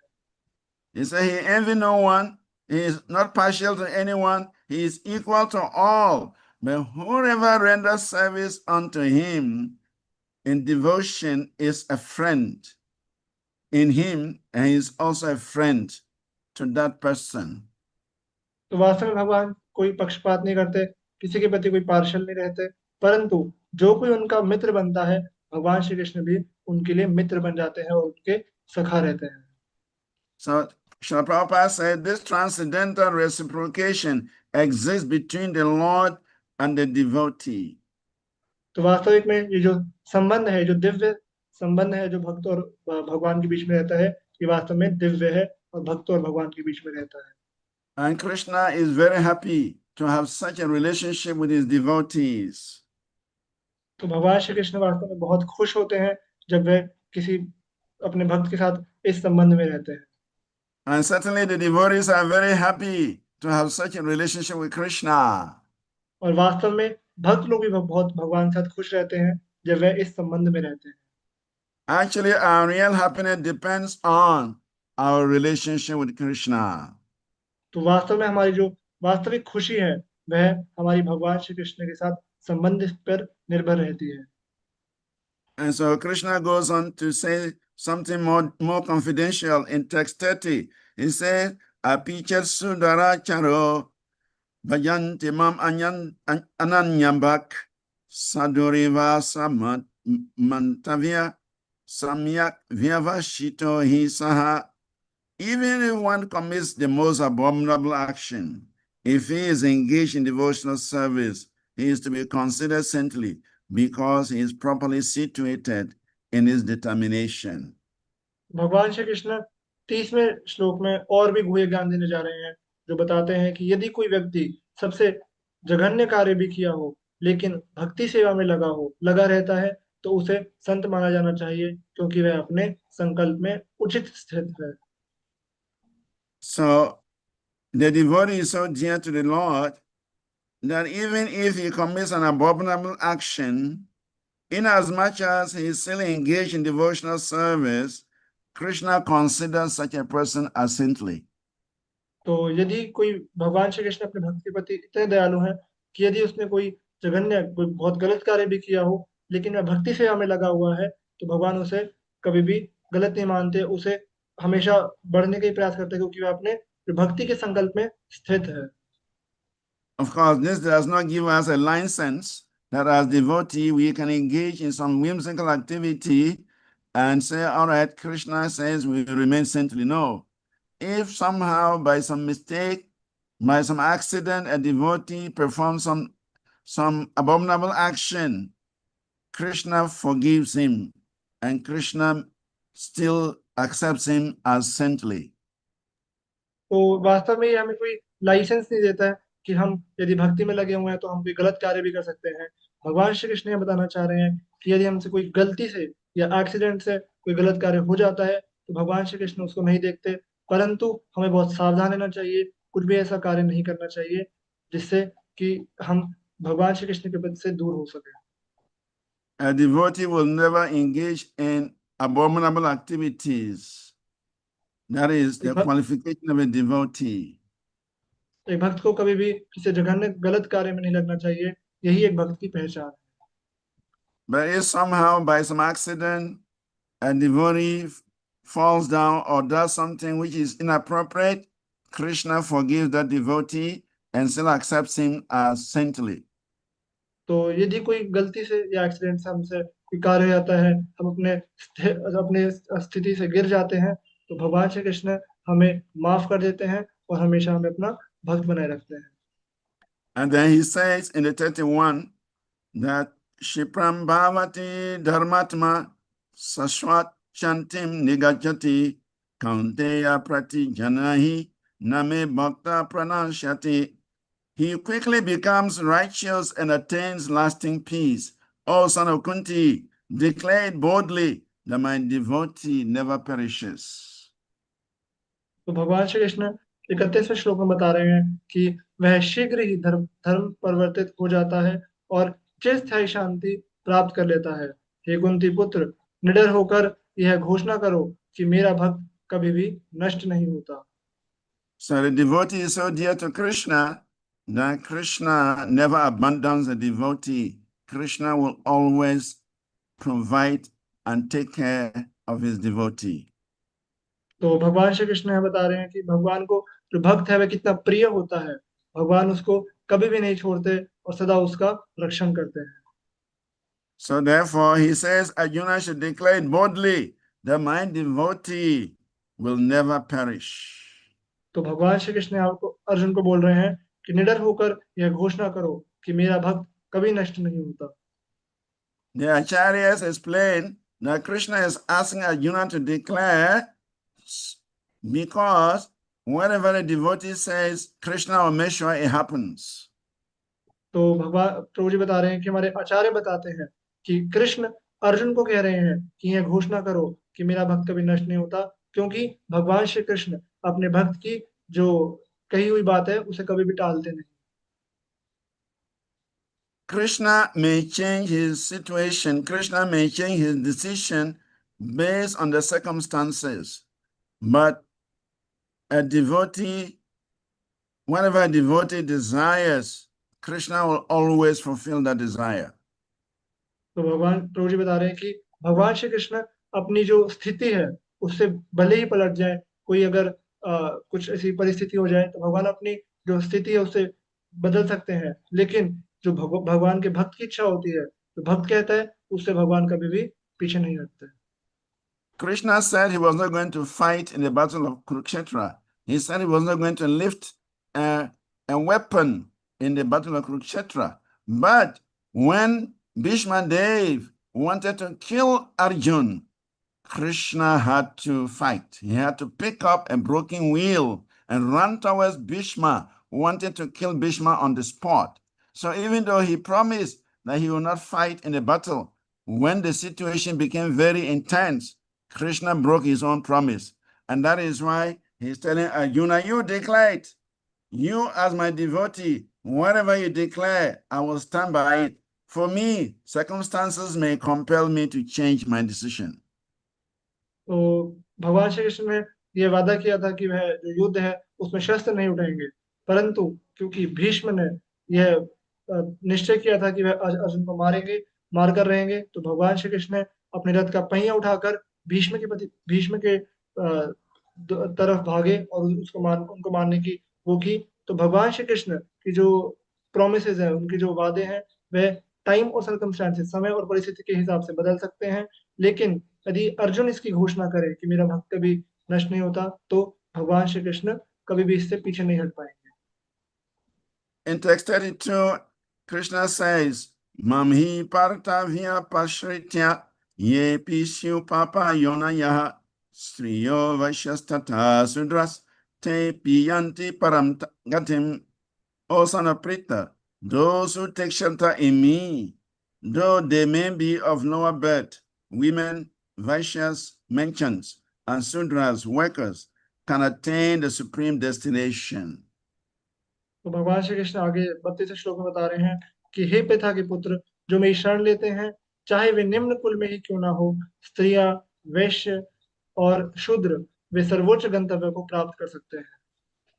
So in this verse, Krishna is making us aware that there is no discrimination when it comes to devotional service. तो भगवान श्री कृष्ण यहाँ बता रहे हैं कि जब उनकी सेवा करने की बात आती है तो वहाँ कोई जाति वर्ण कुछ देखा नहीं जाता है, वहाँ केवल भगवान की सेवा की जाती है। The caste system deprives others of devotional service. Krishna declares here that everyone is qualified to engage in devotional service. तो भगवान श्री कृष्ण यहाँ बताने का प्रयास कर रहे हैं कि भगवान की सेवा करने के लिए कोई भी क्वालिफिकेशन की जरूरत नहीं है, केवल भगवान की सेवा करने की इच्छा की जरूरत है। It doesn't matter your birth. Everyone is qualified to engage in devotional service. हर कोई भगवान की सेवा करने के लिए एलिजिबल है, उनकी सेवा करने के लिए योग्य है। And in 33 he says, Kim purnam brahmana punya bhakta raja sayastata anityam ashukam lokam imam prapya bhajaswamam. How much more this is so of the righteous brahmanas, the devotees, and the saintly kings. Therefore, having come to this temporary miserable world, engage in loving service unto me. तो भगवान श्री कृष्ण 33 श्लोक में बता रहे हैं, यह बात विशेष रूप से धर्मात्माओं, ब्राह्मणों, भक्तों और संत राजाओं पर लागू होती है। इसीलिए इस क्षणिक दुखमय संसार में आकर मेरी प्रेममयी सेवा में संलग्न रहो। So Krishna is about to conclude this chapter by emphasizing the importance of devotional service. तो भगवान श्री कृष्ण इस अध्याय का जो अंत करने जा रहे हैं, उसमें भगवान की जो प्रेम में भक्ति है, उसके ऊपर जो है एम्फसिस है वो दे रहे हैं। He says, having come to this temporary miserable world, engage in loving service unto me. भगवान श्री कृष्ण बताना चाह रहे हैं कि आप इस दुखमय संसार में आए हैं, तो आपको मेरी प्रेममय सेवा में संलग्न रहना चाहिए। That is the right of every living entity. Every living entity has a right to render service unto Krishna. और यह सभी जीवात्मा का अधिकार है कि वे भगवान श्री कृष्ण की सेवा में लग सकती है। Divera Swarupwa Haya Nitya Krishna Das. Every living entity is eternally Krishna's servant. तो चैतन्य चरितामृत में बताते हैं कि हर कोई भगवान श्री कृष्ण का अंश है और उनकी सेवा करने के लिए योग्य है। And so that is the opportunity Krishna gives us in this chapter, devotional service. और वही भगवान श्री कृष्ण हमें इस अध्याय में देना चाहते हैं, जो कि भगवान की प्रेममयी भक्ति है। And Krishna concludes this chapter by giving us the formula by which we can perform devotional service. और अंत में भगवान श्री कृष्ण अंत श्लोक में ये बताने का प्रयास कर रहे हैं कि किस प्रकार हम भगवान की जो वास्तविक में सेवा है वो कर सकते हैं। Man mana bhava mambhakto mam yaji mam namaskuru mam ivashyasi yuktya evam atmanam matparayanaha. Engage your mind always in thinking of me. Become my devotee. Offer obeisances unto me. Worship me. Being completely absorbed in me. Surely you will come to me. भगवान बता रहे हैं कि अपना मन सदा मुझ पर लगाओ, मेरे भक्त बनो, मुझे प्रणाम करो और मेरी उपासना करो। मुझ में पूर्णतः लीन होकर तुम निश्चय ही मेरे पास आओगे। So Krishna, in the conclusion of the chapter, is telling us how we can render service. We can render service by engaging our minds in thinking of Him.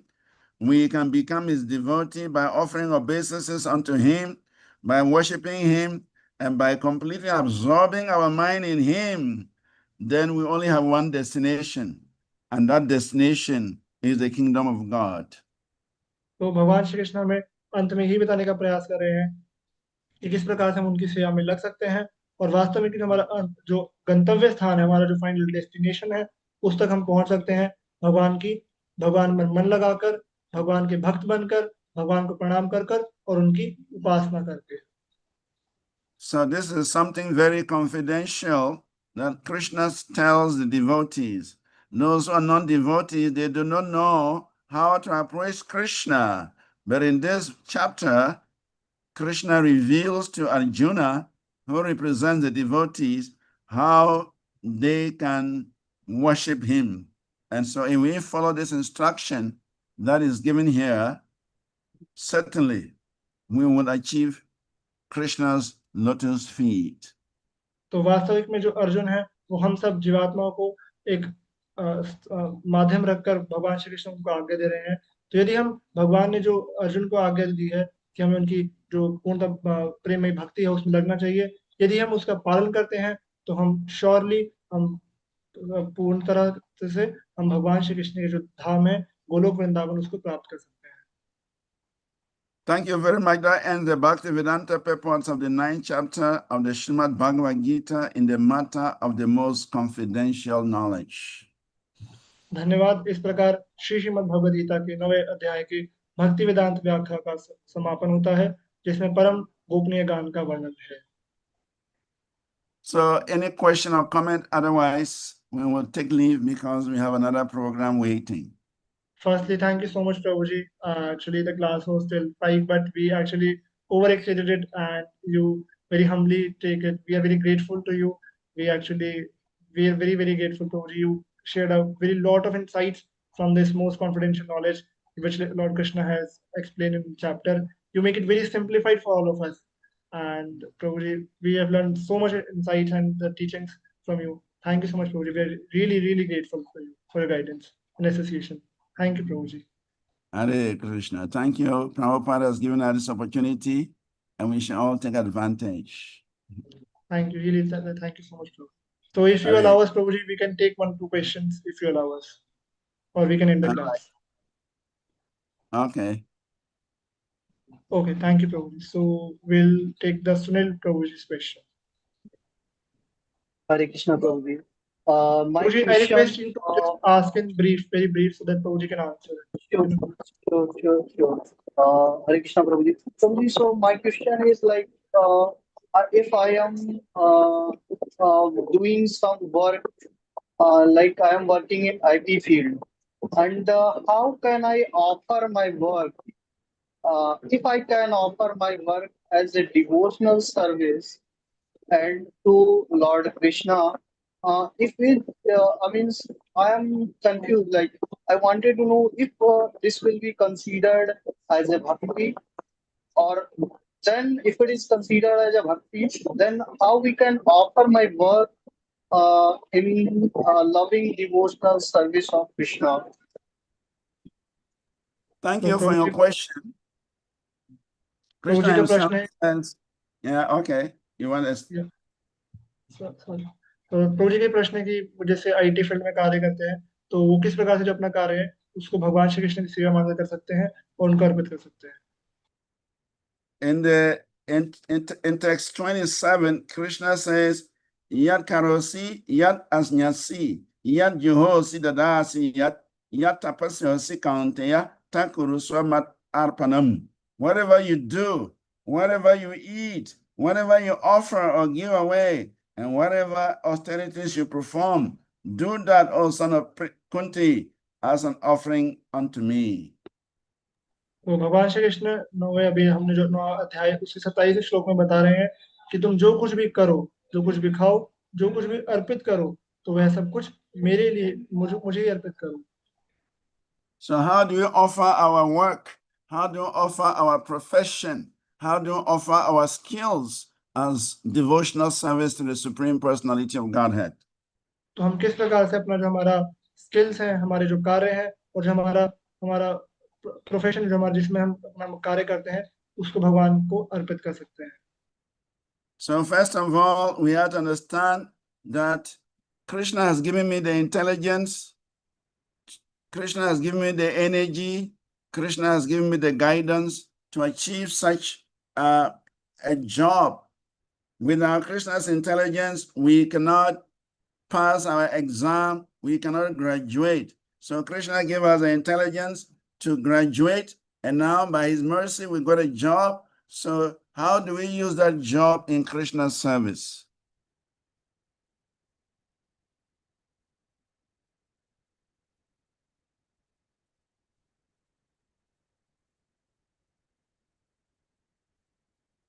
I think probably we are muted. We are not hearing you.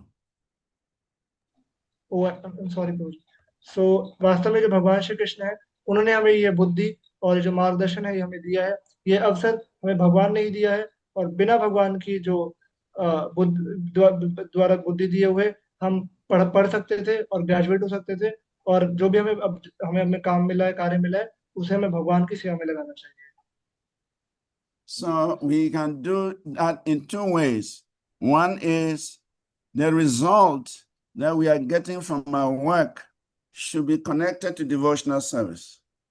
We can spend some of our income to promote devotional activities. We can support the temple. We can support the preaching. We can support any program that would connect people to Krishna consciousness. तो वास्तव में जो भी हमें जो वास्तव में result मिलता है, जो हमें मिलता है, जैसे जो भी हम भक्ति जो कार्य जो करते हैं, तो जिस प्रकार अगर हमें यदि पैसा मिलता है तो हम जो मंदिर बनने के कार्य हैं उसमें लगा सकते हैं, जो प्रचार कार्य है उसमें लगा सकते हैं. कोई भी हमारे यहाँ पे अगर अगर ऐसा आध्यात्मिक कार्य होता है जिससे हम जो कृष्ण कॉन्शियस है, जो कृष्ण भावनामृत है, उसका प्रचार हो सके और लोग भक्ति कर सके, उसमें हमें लगाना चाहिए। On the other hand, we can also try to connect people we are working with to Krishna, our friends, our colleagues.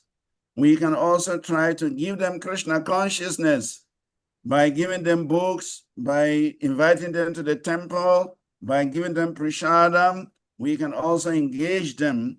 So on two levels, the result of our activities should be connected to Krishna, and our working colleagues can also be preached to, influenced to take to Krishna consciousness.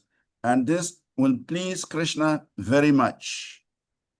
तो वास्तव में हम दो तरीके से प्रभु बता रहे हैं, हम कर सकते हैं भगवान श्री कृष्ण की जो सेवा है, जो हमने भी पहले डिस्कस किया। दूसरा, और जिसमें हम जो हमारे लोग हैं उनको कृष्ण भावना से जोड़ सकते हैं, जो हमारे मित्र हैं, जो हमारे कलीग्स हैं, उनको हम मंदिर बुला सकते हैं, प्रसाद दे सकते हैं, जो शिला प्रभुपाद जी की बुक्स हैं, जो किताबें हैं वो दे सकते हैं, एंड जो प्रचार का जो कार्य है उसमें हम उनको लगा सकते हैं। तो एक हमारा जो हम धन अर्जित करते हैं उसके थ्रू, और जो हम लोग हैं उनको जोड़ सकते हैं कृष्ण भावनामृत के थ्रू। इन दोनों से भगवान श्री कृष्ण अत्यधिक प्रसन्न होते हैं। Okay, does that answer your question, Prabhu?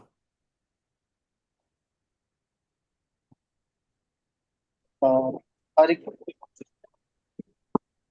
Hare Krishna, Prabhuji. Thank you very much. Yes, All right, that's thank what you. I So wanted to know. I would take leave of you. Or there's another question. I will take leave. I have to get ready for another class. Thank you so much, Prabhuji. We are truly grateful to you for your assistance and guidance. To just chant Hare Krishna Maha Mantra for Prabhuji. I'm unmuting all of you so that you can chant Maha Mantra for Prabhuji. Yes, you all can unmute now. Hare Krishna, Hare Krishna, Krishna, Hare Krishna Krishna, Krishna, Krishna Krishna Krishna, Krishna, Hare Hare, Hare Hare Rama, Ram, Hare Hare Rama, Ram, Ram Rama Hare Ram, Rama, Ram, Hare Hare, Hare Hare Hare. Ram, Hare Ram, Hare Ram, Hare Krishna, Hare Krishna.